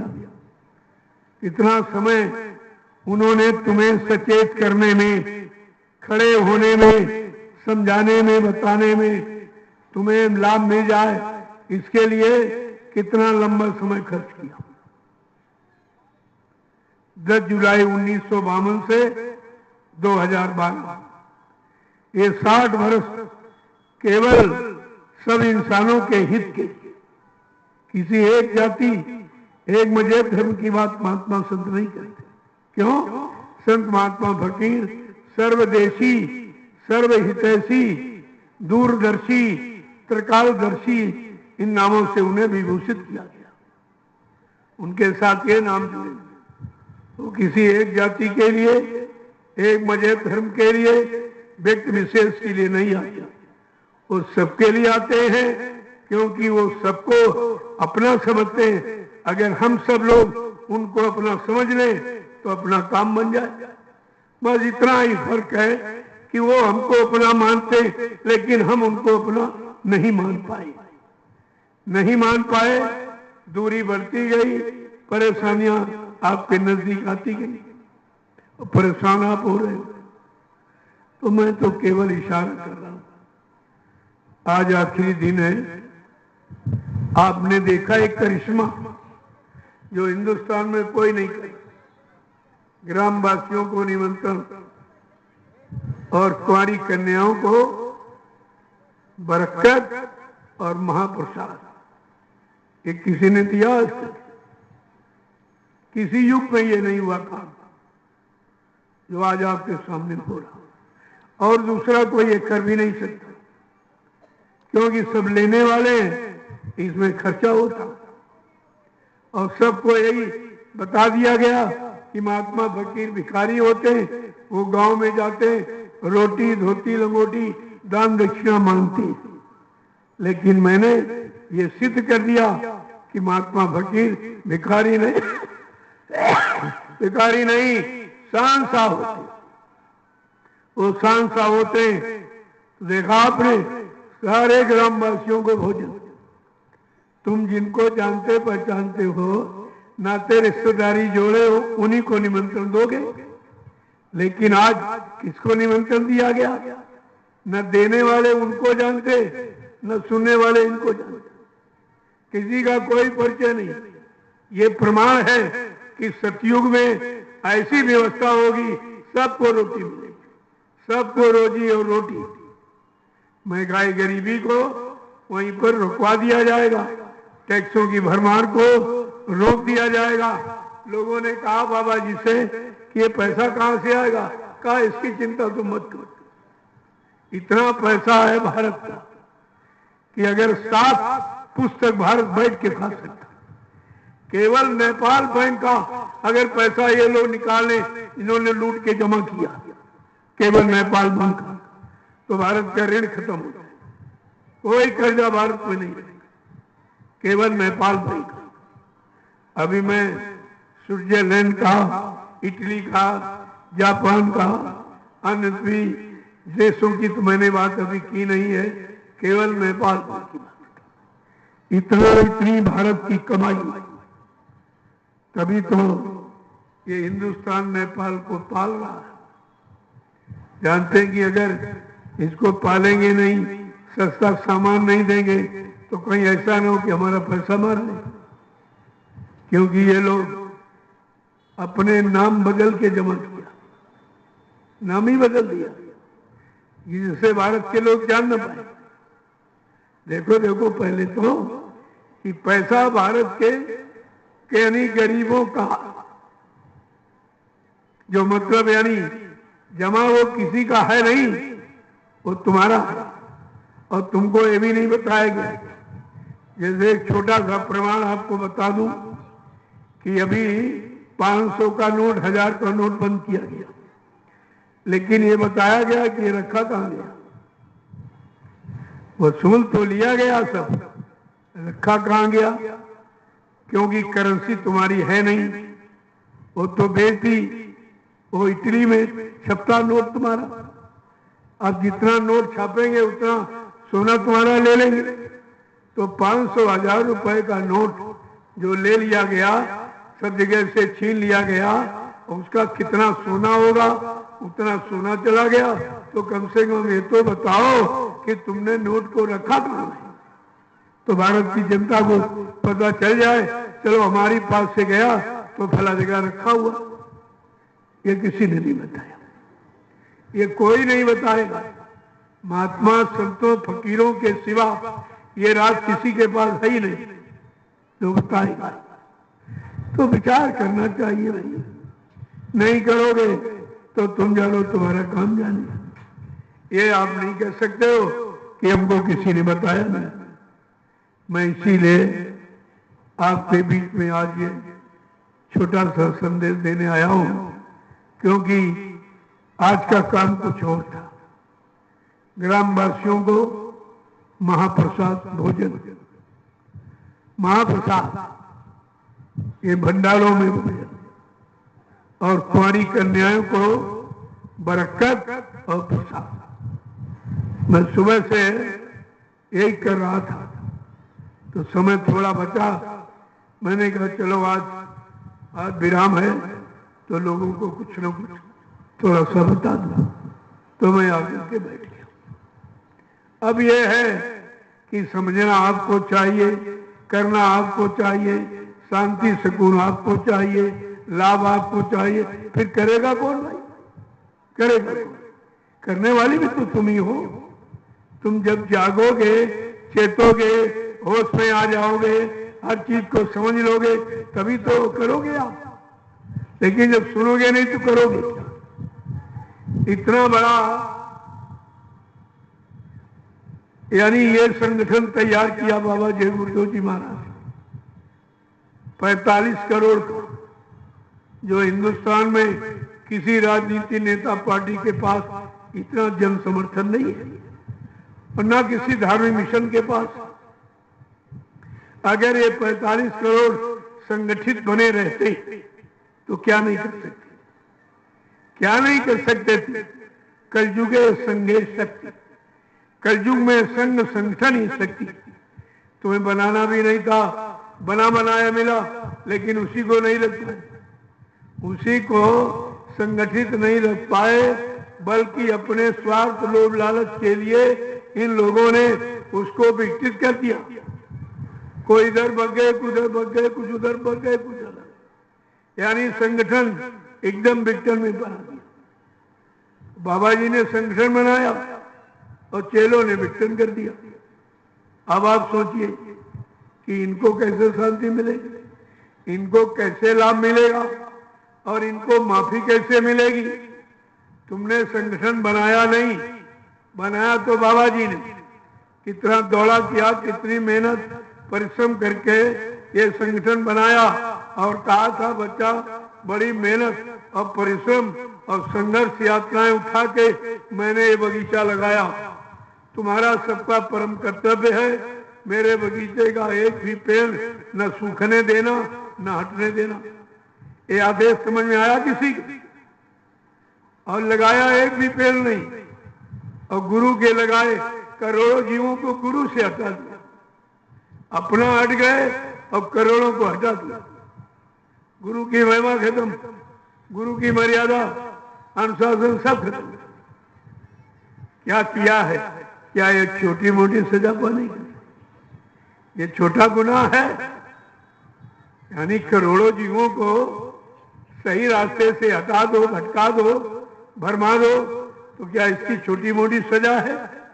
बाबा जी ने यहां तक कहा कि अगर मेरा आध्यात्मिक संदेश सुना कर अगर एक जीवात्मा को तुम सही रास्ते पर लाके खड़ा कर दोगे तो बच्चा तुमको 1,00,000 यज्ञों की समान फल मिलेगा। इतना बड़ा लाभ एक जीवात्मा को खड़ा करना, और इन्होंने करोड़ों को खड़ा नहीं किया और खड़े को हटा दिया, इधर उधर भगा दिया अपने स्वार्थ लोभ लालच। ये छोटी मोटी सजा है? कितनी मेहनत की बाबा जी, 21 महीना बेड़ी हथकड़ी पैर के जेल में भी, किसके लिए? अपने जीवों की, कि मेरे इन जीवों पर कोई मुसीबत आपत्ति ना आवे। 1975 इमरजेंसी का समय बहुत खराब था। उस खराब समय में अपने बच्चों को बचाया और बचाने के लिए अपना स्वतः जेल में चले गए, बेड़ी हथकड़ी पहन लिया और 21 महीने। क्या किसी गुरु ने अपने शिष्यों के लिए ये कष्ट मुसीबत उठाई है? ऐसा इतिहास कौन सृष्टि में है? तुम्हें समझना चाहिए, किसने तुम्हारे लिए इतना त्याग, इतना परिश्रम, इतना संघर्ष यात्रा उठाया, और तुमने क्या किया? उनके बनाए संगठन को विक्टर में ला दिया, सबको भगा दिया। तो आगे सजा के लिए तैयार रहिए, चिंता क्यों करते हो? तो समय आ रहा, सब एक एक चीज तुम्हारे सामने खड़ी करूंगा, फिर उसका तुमको अर्थ बताऊंगा, फिर तुम पश्चाताप करोगे। हमने तो सब गुनाह ही गुनाह, पाप ही पाप किया, मैंने कोई अच्छा काम किया? गुरु आदेश माना ही, सब खिलाफ दिया। तो कम से कम वचनों को तो मानो, सुनो तो समझ में आ जाएगा। इसलिए महापुरुष तो जगाने का काम करते, आज भी आपको जगाया जा रहा, और जगाने के लिए मैं बार बार आपसे कहता हूं कि नींद त्यागो जरा आंख खोलो, नींद त्यागो जरा आंख खोलो, कब तलक यूं ही सोते रहोगे, कब तलक यूं ही सोते रहोगे।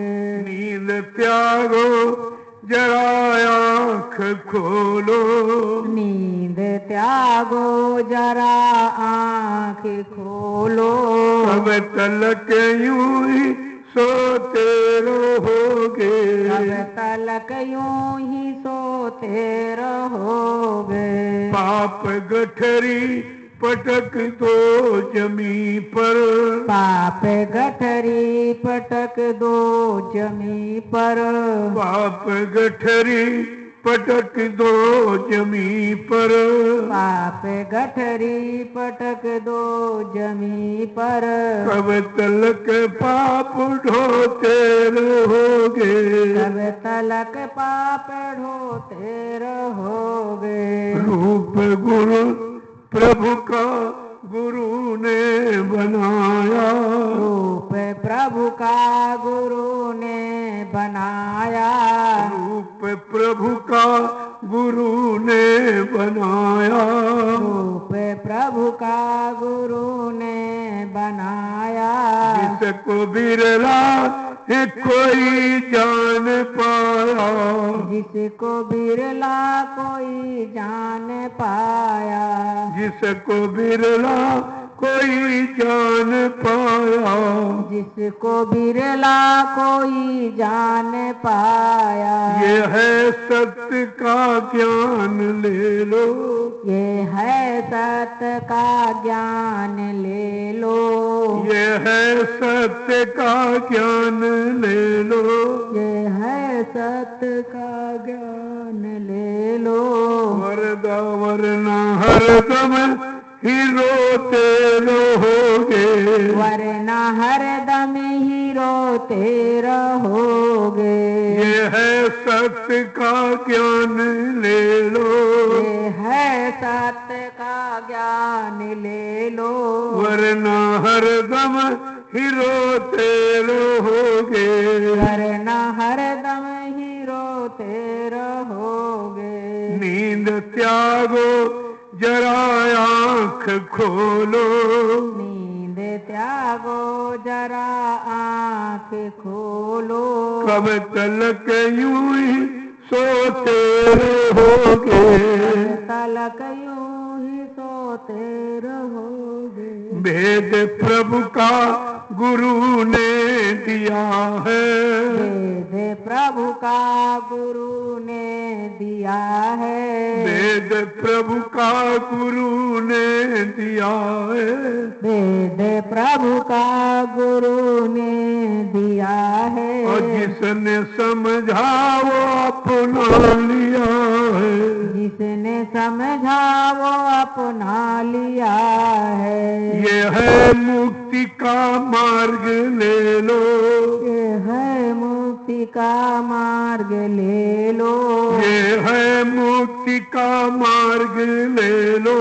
ये है मुक्ति का मार्ग ले लो। वरना आते ही जाते रहोगे। वरना आते ही जाते रहोगे।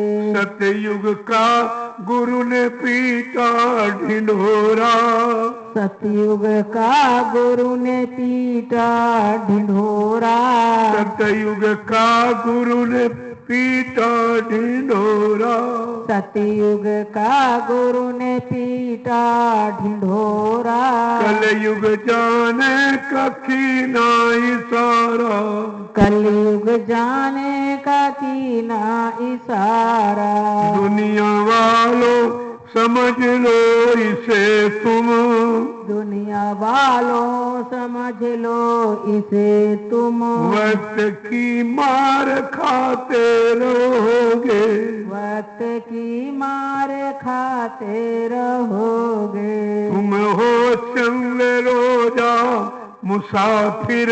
तुम हो चंद रोजा मुसाफिर। तुम हो चंद रोजा मुसाफिर। तुम हो चंद रोजा मुसाफिर। कोई रहने न देगा यहाँ पर। कोई रहने न देगा यहाँ पर। जिनको अपना बनाया है तूने। जिनको अपना बनाया है तूने। कोई तुमको न अपना कहेंगे। कोई तुमको न अपना कहेंगे। नींद त्यागो जरा आंख खोलो। नींद त्यागो जरा आँख खोलो। कब तलक यूं ही सोते रहोगे। कब तलक यूं ही सोते रहोगे। पाप गठरी पटक दो जमी पर। पाप गठरी पटक दो जमी पर।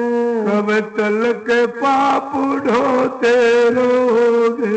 कब तलक पाप ढोते रहोगे। जय गुरुदेव। जय गुरुदेव। जय गुरुदेव।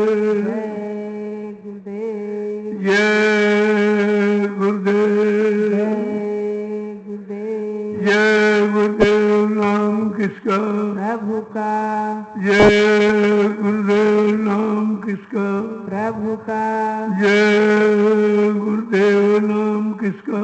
प्रभु का। प्रभु का प्यारा नाम। जय गुरुदेव। अब आप लोग खड़े हो जाइए जरा। देखो कितनी देर हो रही।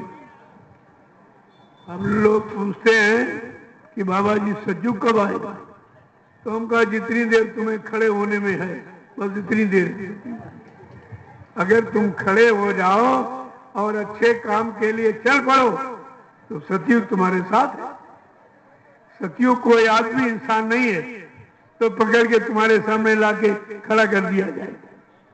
तुम्हारी आंखें सत्य देखने लगे, कान सत्य सुनने लगे, वाणी सत्य बोलने लगे, पैर सच्ची जगह चल के जाने लगे, हाथों से सत्य सेवा का काम करने लगो और मन से अच्छा संकल्प विकल्प करने लगो और बुद्धि से अच्छा निर्णय लेने लगो। इसको कहते हैं सतयुग, माने व्यवस्था। वो व्यवस्था का नाम सतयुग। वह व्यवस्था बनानी अब, और व्यवस्था सबके लिए है तो सबको बनानी पड़ेगी, एक के लिए तो नहीं है, सबके। हमारे यहाँ कोई जात पात, कोई अजय मजे पकड़ा झगड़ा कुछ, एक मानव इंसान की जाति है और मानव इंसान में एक रूह और जीवात्मा है। इन रूहों जीवात्माओं का मालिक एक है, वहां कोई झगड़ा नहीं। जहां दो रखोगे वो झगड़ा करेगी। तुमने दो बनाए, खुदा ने एक बनाया, बात असली है, इसीलिए गड़बड़ होगी। खुदा ने एक इंसान शकल बनाई और तुमने हिंदू मुसलमान सिख ईसाई ब्राह्मण क्षत्रिय वैश्य दर्जन छोटा बड़ा गरीब अमीर पढ़ा लिखा अनपढ़ स्त्री पुरुष तमाम यानी फिर के बना डाले, तभी लड़ाई झगड़ा हो रहा। जब परिवार बड़ा होता है तो आपस में झगड़ते, कहते भाई कहाँ चार बर्तन तो खटकेंगे, लेकिन अगर खुदा परमात्मा की बात हम आप मान लेते, एक मानते रहते, वहां कोई झगड़ा नहीं। जय गुरुदेव। देखो जो झंडा खड़ा, अब मुसलमान भाई सोचते होंगे कि हम भाई कैसे जय गुरुदेव कहें, तो तुम ये कहो जय गुरुदेव नाम खुदा का, जय गुरुदेव नाम खुदा का, जय गुरुदेव नाम खुदा का। अरे तुम कह के करके तो देखो, वो लाभ देने वाला किसी नाम से नहीं है, वो काम से खुश होगा। वो तुम्हारे सच्चे काम से खुश होगा, नाम लेने से खुश नहीं। तो ये झंडा खड़ा हुआ, आपके लाभ करेंगे, उसकी आप परिक्रमा करो, देखो कितनी मुसीबतें जाती हैं। लेकिन एक बात का ध्यान रखना, क्षमा करना कि आप शाकाहारी। ये मैं बार बार प्रार्थना करता हूँ सबसे। हमारे यहाँ कोई भी हिंदू मुसलमान सिख ईसाई संपूर्ण इंसानी जात मानव जात से मैं प्रार्थना करता हूँ, आप मेरी बात मान लो, शाकाहारी हो। क्योंकि जब बच्चा पैदा होता है तो शाकाहारी पैदा होता है। किसी माँ ने, चाहे हिंदू घर में बच्चा पैदा हो चाहे मुसलमान, किसी माँ ने अपने बच्चे को न अंडा खिलाया, न मुर्गा खिलाया, न बकरा मछली, न शराब पिलाई। हर माँ ने अपना दूध पिलाया, दूध शुद्ध शाकाहारी। अगर दूध से संबंधित अनाज, सीजनल दालें, सीजनल सब्जियां, फल फूल मेवे, दूध मक्खन मलाई घी, ये शुद्ध शाकाहार जो इंसानी भोजन, इंसानी खुराक है, आप ये लेते रहिए। कोई बीमारी नहीं, कोई झगड़ा नहीं, कोई दुर्घटना। अरे आप क्या क्या लाभ लेना चाहते, शाकाहार से कितने लाभ, करके देखो, तुम्हारी समझ में सब आ जाए कि वास्तव में हमें क्या करना चाहिए था। हम किस काम में लग गए कि फकीर मिले नहीं महात्मा बताने वाले, तो हम उलझ गए सब। जब उलझ गए, अब उलझ गए तो तकलीफ तो होगी। अब तकलीफ ना हो आगे, इसके लिए मैं तो प्रार्थना करता हूँ। मैं प्रार्थना कर सकता हूँ क्या, मैं तो सबसे, शासन प्रशासन कोई हो, सबसे प्रार्थना करता हूँ कि आप सब लोग शाकाहारी हो जाओ। शाकाहारी बनने का ये हिंदुस्तान में आप संदेश जारी कर दो, देख लो ये सारी मुसीबतें बीमारी एक किनारे पर हो जाए। अगर ये नहीं करोगे, तुम कितनी ताकत लगा लो, कुछ होने वाला नहीं, कुछ होने वाला नहीं। इन्होंने क्या किया, सबको तो यानी बंद कर दिया कि कहीं तो मकान बंद है, मकान में बंद हो जाओ, सड़क यातायात बंद, दुकान बंद, और मतलब व्यापार बंद, और न्यायालय, कार्यालय, विद्यालय सब बंद, लेकिन शराब का ठेका खुला रहेगा, वो खुला रहेगा। कहते हैं उसमें आमदनी, उस आमदनी से क्या तुम्हें बरकत मिलेगी? कोई काम तुम्हारा सफल होगा, इस पर भी तो बैठ के विचार करो कि गंदी कमाई का पैसा कभी सुकून शांति ला ही नहीं सकता। चाहे अपनी देख लो, चाहे और किसी की देख लीजिए। मैं तो प्रार्थना सबसे करता हूँ और शुरू से कर रहा और करता रहूंगा। मानो न मानो, खुशी आपकी, हम मुसाफिर हैं, कल अपने घर जाएंगे। हम तो आप सबको मनाने तो आए नहीं, बताने आए। जय गुरुदेव, जय गुरुदेव, जय गुरुदेव। जय गुरुदेव। नाम किसका? प्रभु का। खुदा का। जय गुरुदेव। नाम किसका? खुदा का। अरे यही कहने लगो, हमें कोई परेशानी नहीं है। तुम जिस तरह मानना चाहो, हम तो चाहते तुम्हारा किसी तरह काम बन जाए, तुम्हारी आफत मुसीबत चली जाए।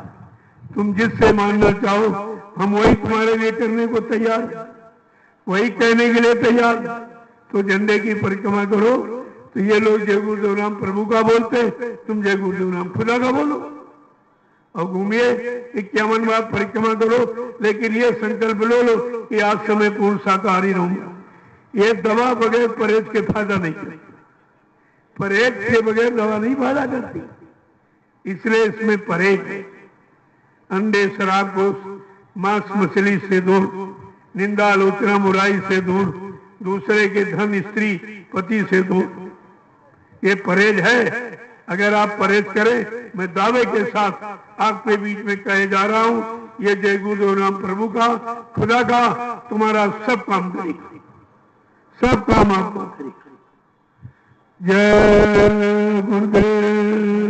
जय गुरुदेव। और इसके बदले आपको देना कुछ नहीं, कुछ। हम तो देने आए, लेने थोड़ी आए। आज आपने देखा ग्रामवासियों को भोजन दिया गया। बड़ा लोग आश्चर्य करते हैं कि महात्मा तो फकीर गांव गांव जाते हैं, भीख मांगते हैं, रोटी धोती लंगोटी, और ये कैसा महात्मा आया जो ग्रामवासियों को भोजन करा रहा, कन्याओं को बरकत दे रहा, इनको प्रसाद दे रहा। भाई तुम्हारा सिद्धांत है कि बेटी बचाओ, तुम कहाँ बेटी बचा पा रहे हो? कहाँ बचा पा रहे? अरे बचाने का कोई तरीका है, कहने से, दीवारों पर लिखने से थोड़ी काम हो जाएगा। ये है बचाने का तरीका। मैं इनको चरित्र से बचाने का काम, इसलिए मैंने बरकत दी है इनको, ऐसे नहीं है। इनसे अगर धूप रात पैदा हो तो धर्म की स्थापना हो जाएगी, और वीर और शहीद पैदा हो जाए तो देश समाज का कल्याण हो जाएगा, ये दोनों काम हो जाएंगे। ये बेटी यही आगे मां बनेगी। कम से कम ऐसे बिंदु को पकड़ो जिससे आगे सफलता। मैंने इस बिंदु को पकड़ा है जिसको कोई नेता, महात्मा किसी ने नहीं पकड़ा था। ये असली चीज है। जय गुरुदेव। जय गुरुदेव। जोर से बोलो, जय गुरुदेव। सब मिल बोलो, जय गुरुदेव। बोलना होगा, जय गुरुदेव। अभी से बोलो, जय गुरुदेव। दुख दर्द हरेंगे, जय गुरुदेव। सब कष्ट मिटेंगे, जय गुरुदेव। सुख शांति भी देंगे, जय गुरुदेव। सबके दाता, जय गुरुदेव। सबके मालिक। जय गुरुदेव। प्रेम से बोलो, जय गुरुदेव। ये नाम नहीं इंसान का, ये नाम है प्रभु का। ये काम नहीं इंसान का। ये काम है प्रभु का। इसको समझिए। क्या इस तरह जंगल में कोई नेता, कोई पार्टी बिना चंदा के इतना बड़ा मजमा लगा सकता, इतने लोगों को इकट्ठा कर सकता? ये निस्वार्थ, कोई धार्मिक मुझे कोई बिना चंदा सेवा लिए इतने लोगों को जंगल में कोई इकट्ठा कर सकता? इसको आप विचार। और ये काम जो आज हुआ है, ये कोई कर रहा है कि ग्रामवासियों को रोटी, इसका मतलब आगे सचिव जो संत फकीरों के द्वारा आएगा, वो फकीरों की व्यवस्था होगी जिसमें 25 फकीर महात्मा केंद्र में, उसी तरह प्रांत में, जिले में, तहसील में, ब्लॉक में, ग्राम सभाओं में ये फकीर महात्मा जब होंगे उनके द्वारा सदयुगी व्यवस्था का संचालन होगा। तब सबको शांति, सबको न्याय, सबकी सुरक्षा, सबकी व्यवस्था होगी। ऐसे तो नहीं कहा जा रहा। ये फकीरों का देश है, तुमने उसको समझा नहीं, भूल गए। फकीरों को महात्माओं को अलग कर दिया और तुम स्वयं राजा बन गए। तो कर क्या रहे हो? अपनी करनी का देखो और तुम्हारी करनी का जो प्रजा फल क्या पा रही उसको देखो, समाज में सब समझ में आ जाए। इसीलिए मैं प्रार्थना करता हूं कि आपको भी खुदा के पास जाना है। कितना समय रह गया? किसी का 50, 60, 70 निकल गया। कलयुग में समय कितना है? कुछ दिनों के बाद परमात्मा खुदा के हवाले हो जाओगे। तब खुदा परमात्मा आपसे पूछेगा मैंने ये पद दिया था, ये अधिकार दिया था, तुमने अपने पद का, अधिकार का प्रयोग किया कि दुरुपयोग किया? आप जवाब क्या देंगे? वो तो सब पूछेगा। जब खुदा के दरबार में पहुंचोगे तब पता चलेगा कि तुमने क्या क्या किया। वो सारी यानी कर्मों की वही पूरी तुम्हारी रखी होगी। किस तारीख में किसको मारा, काटा, सताया, अपमानित किया, झूठ बोले, छल कपट, बेईमानी, धोखा, यह व्यभिचार, प्रचार, ये सब तुम्हारा कर्मों की वही तैयार है। एक एक प्रश्न पूछेगा कि फला तारीख में तुमने ये किया और तुम झूठ बोल नहीं सकते हो, वो बता देगा सब। वो पूरा ब्यौरा आपके सामने खोल के रखेगा कर्मों की वही। तब आपकी समझ में आएगा कि मैंने बड़ा गलत किया। अगर फकीरों की बात मान लेते तो आज ये हालात नहीं होते। ये दुख के दिन जो देख रहे हो ये देखने को नहीं मिलते। सब लोग सुखी होते। जय गुरुदेव। जय गुरुदेव। जब राजा बादशाह अपने यहाँ हुए तुम हो, लेकिन वो प्रजा को यानी पुत्र अपनी औलाद समझते थे, औलाद समझकर उसका पालन पोषण करते थे और खुद कुछ न कुछ धंधा करते थे। जैसे औरंगजेब जब बादशाह था तो उसने टोपी बनाने का काम सीखा। टोपी, ये टोपी तभी से चली। जो मुसलमान भाई गोल टोपी लगाते हैं ये बिन्ने भाई तभी चली। और वो टोपी बनाता था और उसको बेचकर जो पैसा मिलता था उसका भोजन करता, उसकी रोटी खाते। ऐसे ऐसे बादशाह सम्राट हमारे देश में हुए, लेकिन अब की ये कैसे हुए? जरा इनको देखो, सारा धन ही लूटे ले रहे हैं। ये महंगाई, वो गरीबी, वो बेरोजगारी, वो टैक्स, ये टैक्स, वो टैक्स, यानी कमर तोड़ दी, कुछ नहीं बचा। कम से कम सोचो, तुम्हें भी परमात्मा खुदा के पास जाना है। आखिरकार क्या जवाब दें आप? अपनी करनी पर कुछ तो विचार करो। जय गुरुदेव। जय गुरुदेव। जय गुरुदेव। नाम किसका? जय गुरुदेव। नाम किसका? प्रभु का प्यारा नाम। देखो आप लोग एक काम करिए, अब तो मोबाइल का जमाना है, इस सदैव संदेश पैगाम को भर लो और सब कुछ सुनो। ये घर बैठे सेवा आपको मिलेगी, सब कुछ सुना दीजिए ताकि कोई ये नहीं कहेगा कि हमको किसी ने बताया। आपका भी काम हो जाए, आपकी सेवा लग जाए और यहाँ मुफ्त में भरा जाता। कोई पैसा यहाँ नहीं लिया जाता, मुफ्त में भरा जाता। तो आप भरा लीजिए उसको, सबको सुना दीजिए, सब सुन लेंगे, जान जाएंगे, सबको पता चल जाएगा। अरे भाई कोई तो हमारी कह रहा है, कोई तो हमारी सुन रहा है, किसी को तो हमारी हमदर्दी है, इतना तो पता चली जाएगा लोगों को। जय गुरुदेव।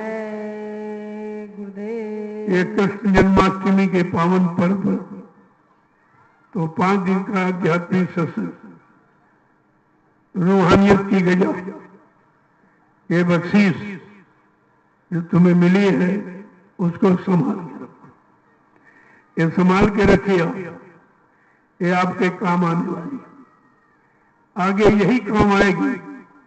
और जो तुम देख रहे हो ये धीरे धीरे सब खत्म होने वाला।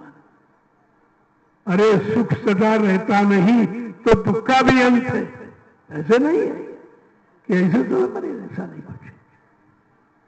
डरो धीरज में घबराओ, अभी तो काम बाकी है, इधर का काम बाकी है, उधर का काम बाकी, न इधर कोई काम कर रहा नया सुरक्षा रोजी रोटी का, न उधर खुदा के दर्शन दीदार की कोई बात कर रहा। सबको अपनी अपनी पड़ी। तुम अपने से फुर्सत नहीं मिलेगी तो दूसरों की मदद क्या करेंगे, क्या करेंगे मदद। तो मैं आज इस कार्यक्रम को पूर्ण विराम दे रहा हूं। कोई भूल चूक त्रुटि गलती हो गई हो, आप सब लोग हमें छोटा समझकर हमेशा क्षमा करते रहेंगे। अवसर मिलता रहेगा, आप सबके दर्शन करता रहूंगा, आपको प्रणाम करता रहूंगा, आपको प्रसाद वितरण करता रहूंगा। ये फकीरों के वचन हैं जो आपको सुनाए गए, सुनाए जा रहे, इनकी देश को जरूरत है। मोटी बात समझ लो, आगे जब इन्हीं को लोग मानेंगे तभी कुछ व्यवस्था सुधरी आपको मिलेगी, नहीं तो सुधरने वाली नहीं है और खराब होने वाली। हमें तो खराब ही खराब दिखाई दे, कहीं अच्छे की खबर तो आती नहीं है, सुकून शांति की बात कोई करता नहीं। सबको अपनी कुर्सी और अपनी इज्जत, अपना मान, अपना पेट दिखाई दे रहा, बाकी कुछ नहीं, बाकी कुछ नहीं, बाकी तो कुछ नहीं। तो इसलिए ये सतगुरु दयाल की दया से, ये रहमान की दया से ये निर्विघ्न समापन हुआ, कोई विघ्न बाधा नहीं। आपने देखा जब मैं आया था कहते थे प्रोग्राम नहीं हो पाएगा, बहुत बरसात हो रही है। तो जब समय आया शोभा यात्रा का, काफिले का, तो एकदम खुल गया, पूरा काफिला हो गया। आप पूरा घूम आए, सबको प्रसाद दे आए, सबका दर्शन कराए, दर्शन अपना दे आए, और जब वापिस खाना खा पी के सो गए तो बारिश हुई। इसके बाद आपने लगातार देखा। अब कल तो जन्माष्टमी थी, अगर एक बूंद न गिरती तो लोग कहते भगवान कृष्ण को जब गोकुल भेजा गया तब जमुना इतनी बड़ी थी कि यहाँ निकलना मुश्किल था, बड़ी धुआंधार बारिश हो रही थी, अब वो बारिश कहाँ चली गई। तो कुछ थोड़ा बहुत आपको भिगो गई, बाकी फिर खुल गया। आज तो बिल्कुल खुला हुआ है। तो ये सब देख रहे हैं। जब मानी दूसरे दिन सुबह तक, दूसरे दिन सुबह बरसने लगा पानी, कहने अब कैसे सत्संग हुआ, कैसे। हमने हारिए न हिम्मत, बिसारिए न राम, और 12 बजे के बाद होगा घाम।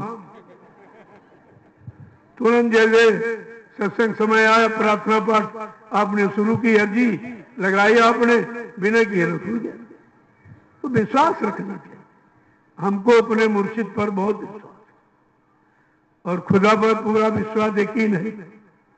हमारा सब काम हो रहा, कोई दिक्कत नहीं, कोई परेशानी नहीं, क्यों हमको कुछ चाहिए नहीं, तो फिर काम कहाँ बिगड़ेगा। जहाँ चाह और इच्छा सब बन जाएगी, वहीं बिगड़ जाएगा। लिखा ये यानी इच्छा जिसको किसी को कुछ नहीं चाहिए, वो संसार के साथ, जिनको कछु न चाहिए वो सहन के साथ, वो बादशाहों के बादशाह जिनको कुछ नहीं चाहिए। हमने तो कभी किसी से कुछ नहीं मांगा। अब ये सेवा भाव से, श्रद्धा भाव से कहते नहीं हमारा 1 रुपया 2 रुपया 10 20 50 रुपए ले लो और किसी अच्छी जगह लगा लेना, हमारे पास तो समय नहीं कि मैं आपके साथ चलूं, बाल बच्चों को छोड़कर खेती, दुकान, दफ्तर, बिजनेस, व्यापार, मजदूरी को बंद करके आपके साथ कैसे चलूं? तो हमने कहा अगर ऐसी तुम्हारी कोई श्रद्धा है तो मैं आपका लगा दूंगा। और जो हमको मिला लोगों ने दिया। नैमिषारण्य की तपोभूमि पर मैंने सब बना के तैयार कर दिया। 2 साल के अंदर 16 एकड़ जमीन खरीदी आपके इसी पैसे। जो 1, 2, 10, 20 आप देते रहो, इसका मैंने बड़ा समय बाद को खर्चा नहीं। मैं कोई फल फूल मेवा खाता नहीं, कोई ईठा मीठा मैं खाता नहीं, घी तेल तला मैं खाता नहीं, बहुत सादा, 1 रोटी दोपहर 1 शाम, मेरे पास कोई खर्चा नहीं। कपड़े आप देते हो तो पहन लेता हूँ, कपड़े भी आपने गाड़ी दे दी कि नहीं नहीं वैसे तो देर लग जाए, मैं साइकिल से प्रचार करता। एक कहते अरे भाई इससे बहुत देर हो जाएगी, आप ऐसा करो जल्दी से इन फकीरों महात्माओं के बच्चों को जल्दी से आप लोगों के कान तक पहुंचा दीजिए। तो आपने गाड़ी दे दी। ये गाड़ी भी आपकी, मेरा कुछ नहीं, गाड़ी भी आपकी, रोटी आपकी खाता हूँ, कपड़े आपके पहनता हूँ, तो आपके काम में लगा हूँ कि जितनी जल्दी हो जाए। ऐसा सेवक मजदूर कहाँ मिलेगा रोटी पर? तो विचार करना चाहिए। ये सब चीज आपके सामने खड़ी हो जाएगी। अभी देखना आप वहां से कैसी आवाज फैलती है, पूरा हिंदुस्तान एकदम सचेत हो जाएगा। ये 88,000 ऋषि मुनियों की तपोभूमि है। इतने ऋषि मुनियों ने वहां तपस्या की है। उस भूमि पर मैंने उसको खरीद लिया आपकी गाड़ी कमाई से, आपके नाम। मेरा उसके नाम में कुछ नहीं, मैं ये काम नहीं। हमने ये भी कहा अगर आप लोग संभाल लो तो मैं दूसरी जगह बैठ जाऊं, वहां हो जाएगा जहां अवध, जहां राम का अवध निवास हो, जहां राम वहीं पर अयोध्या बन जाएगा। ऐसी क्या बात? और आपने ये देखा कि 5 दिन के लिए यहाँ भी आश्रम बन गया। कितने लोग आए, कितने लोगों ने भोजन पाया और सत्संग सुना और प्रेम प्यार मोहब्बत देखा उन्होंने। सेवा किसको कहते? अपने अपने घर चले गए। ये तो मैं हर जगह लगा रहा हूँ, हर जगह आश्रम बना देता हूँ 4 दिन का। एक दिन जंगल में मंगल हो जाता, सब देख रहे पूरा हिंदुस्तान। और इसीलिए मैं परमिशन लेता हूँ कि इनके पास भी खबर पहुंच जाए कि मैंने तुम्हारे परमिशन से एक कार्यक्रम रखा है, आपको देखने आना चाहिए। लेकिन कोई नहीं आया। परमिशन न लो तो बहुत दुनियादारी करती है। ये कर देंगे, वो कर देंगे, जेल में बंद कर देंगे, इतनी धमकी देते। और जब परमिशन हो गया कोई देखने तक नहीं आया। तो ये क्या है? अगर मैं कार्रवाई कर दूं तो वही नौकरी चली जाएगी। आपने क्या सहयोग किया? परमिशन का मतलब सहयोग। आपने इतना बड़ा जनमत जंगल में पड़ा था, रोटी खाई कि नहीं खाई, पानी मिला कि नहीं मिला, उजाला मिला कि नहीं मिला, इनको कोई एम्बुलेंस साहब ने भेजी कि नहीं भेजी? तुमने तो कुछ भी नहीं किया। ऐसा नहीं कि मैं जानता नहीं, तुमसे ज्यादा कानून जानता हूं, लेकिन मैं ये करना नहीं चाहता। मुझे कुछ और काम करना है। मैं शांति की स्थापना चाहता हूं। ये तुम्हारा क्रांति वाला काम हम ये नहीं करना। बाकी ऐसा नहीं है तो कोई कानून नहीं। ऐसे बिना कानून जानकारी कितने लोगों को जंगल में इकट्ठा कर दिया पूरे हिंदुस्तान में। यहाँ तो कम आए, अभी कुशीनगर में था रक्षाबंधन था, तो वहां तो बिल्कुल इतनी भीड़ और इतनी बारिश। फिर भी हमने वायदों को बरसात नहीं रोकूंगा। बरसात तो काश्तकार की जान है। अरे भाई अन्न नहीं पैदा होगा तो क्या होगा? रोकूंगा नहीं, प्रार्थना करूंगा, समय दे देगा तुमको। जो 3-4 घंटे का तुम्हारा है उतने टाइम बारिश नहीं होगी, बाकी अपना वो काम करे। ना उनको छेड़े ना तुम हमको छेड़े। तुम अपना काम करो, हम अपना काम करें। और ये सबने देखा हर जगह। ऐसा नहीं है हम कोई भाषण से प्रवचन करने नहीं आए, हम तो आपको जानकारी देने आए कि आगे ऐसा खराब समय आ रहा, उससे बचने का ये उपाय है। मैं तो वो खबर लेके आया हूं। जय गुरुदेव। देखो ग्रामवासियों ने बड़ी मदद की, हिंदू मुसलमान भाई सब ने। मैं सबका आभारी हूँ और सबको सिजदा और प्रणाम करता हूँ कि आप लोग ऐसे अच्छे सच्चे काम के लिए हमेशा तैयार हो, समय निकालिए। समय निकाल करके कुछ सुनने के लिए आया। समय निकालो, क्योंकि ये दुनिया के काम कभी कम न होगी। अफसोस है कि एक दिन हम तुम न होंगे।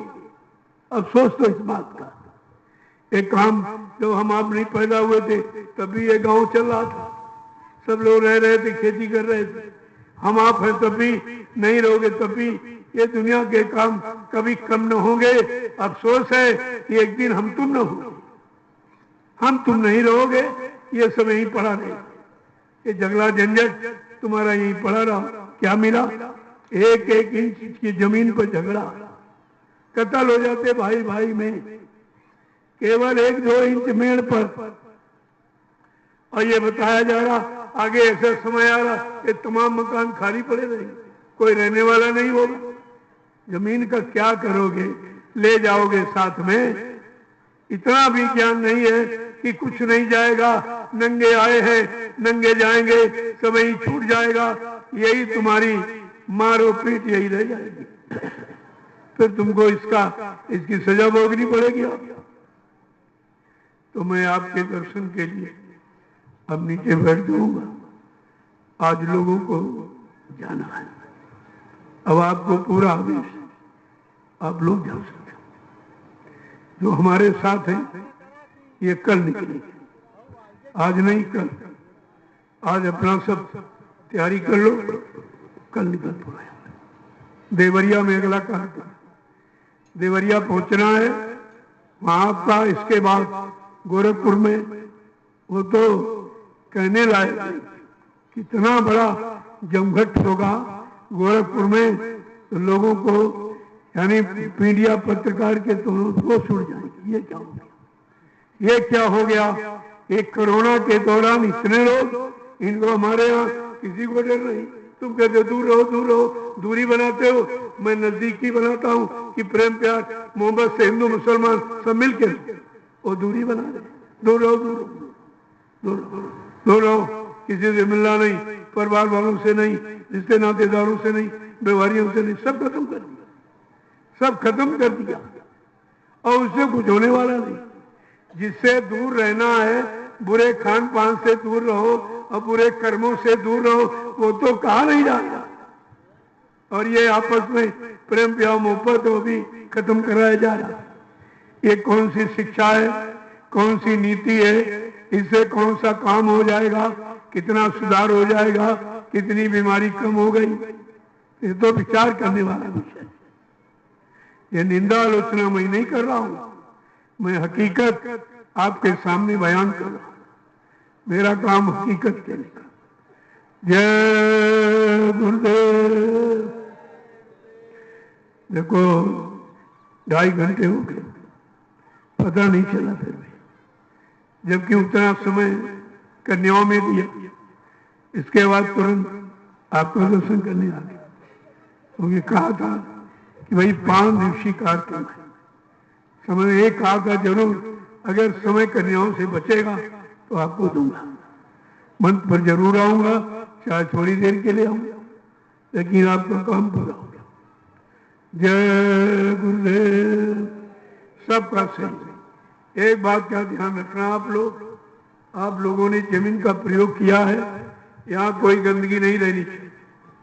10-5 लोग एक एक प्लास्टिक की बोरी ले लो, दोना पत्तल कोई कुछ पड़ा फौरन उठाओ, एक जगह उसको जला दो या गाड़ दो, लेकिन ये मैदान में कुछ नहीं, क्योंकि ये इसमें फसल होगी आगे, काश्तकारों को तकलीफ ना हो। भंडार वालों ने, तुमने कोई गड्ढा कोई भट्ठी बनाई हो, एकदम उसको बराबर करके पानी डाल के लीप की जाना, जैसे हम कुछ नहीं। ये बात का हमेशा ध्यान, ऐसी छाप छोड़ के जाओ कि लोग तुम्हें हमेशा याद करें। सत्संगियों, तुम्हें आदर्श बनना है, संदेश सदगुरु का तुम्हें चरितार्थ करना है, ये काम आपको करना है। तभी तो मैंने कहा जब भी कार्यक्रम में आओ, अपने झोले में अपना थाली लोटा गिलास रखिए। ये प्लास्टिक के बर्तन में भोजन बड़ा बीमारी देने वाला, तरह तरह की बीमारियां पैदा होती। और इसमें गंदगी होती है, इसलिए प्रदूषण होता है। इसलिए मैंने कहा सब लोग आओ अपने झोले में अपना थाली लोटा गिलास रखो, 4 मीटर मोमजामा बिछाने 4 में ओढ़ी, पानी आए ओढ़ लो, धूप लगे ओढ़ लो, ये हमेशा ध्यान रखो। और एक प्लास्टिक की थैली में खुरपी अपना डाल लो, दिशा मैदान जाओ वहां गड्ढा खोदो और दिशा मैदान करो, पैर से मिट्टी खिसका। तो क्या होगा लाभ? एक तो प्रदूषण खत्म, दूसरा इस जमीन की उर्वरा शक्ति बढ़ जाएगी, इसकी शक्ति बढ़ जाएगी। ये सच्चा सफाई का सच्चा अभियान है। एक दिन सारा हिंदुस्तान तुम्हारे सफाई अभियान को याद करेगा। कहा ये अपना साथ में कहीं जाओ और इस काम में बराबर, क्योंकि तुमको अपना गुरु का आदर्श प्रस्तुत करना है, गुरु भक्ति दिखाना है। गुरु भक्ति किससे कहते, गुरु अनुशासन किससे कहते, ये सब आपको दर्शाना, कायम करना। जय गुरुदेव। जय गुरुदेव। अब आप लाइन बना खड़े हो जाओ, मैं आपका दर्शन करूं।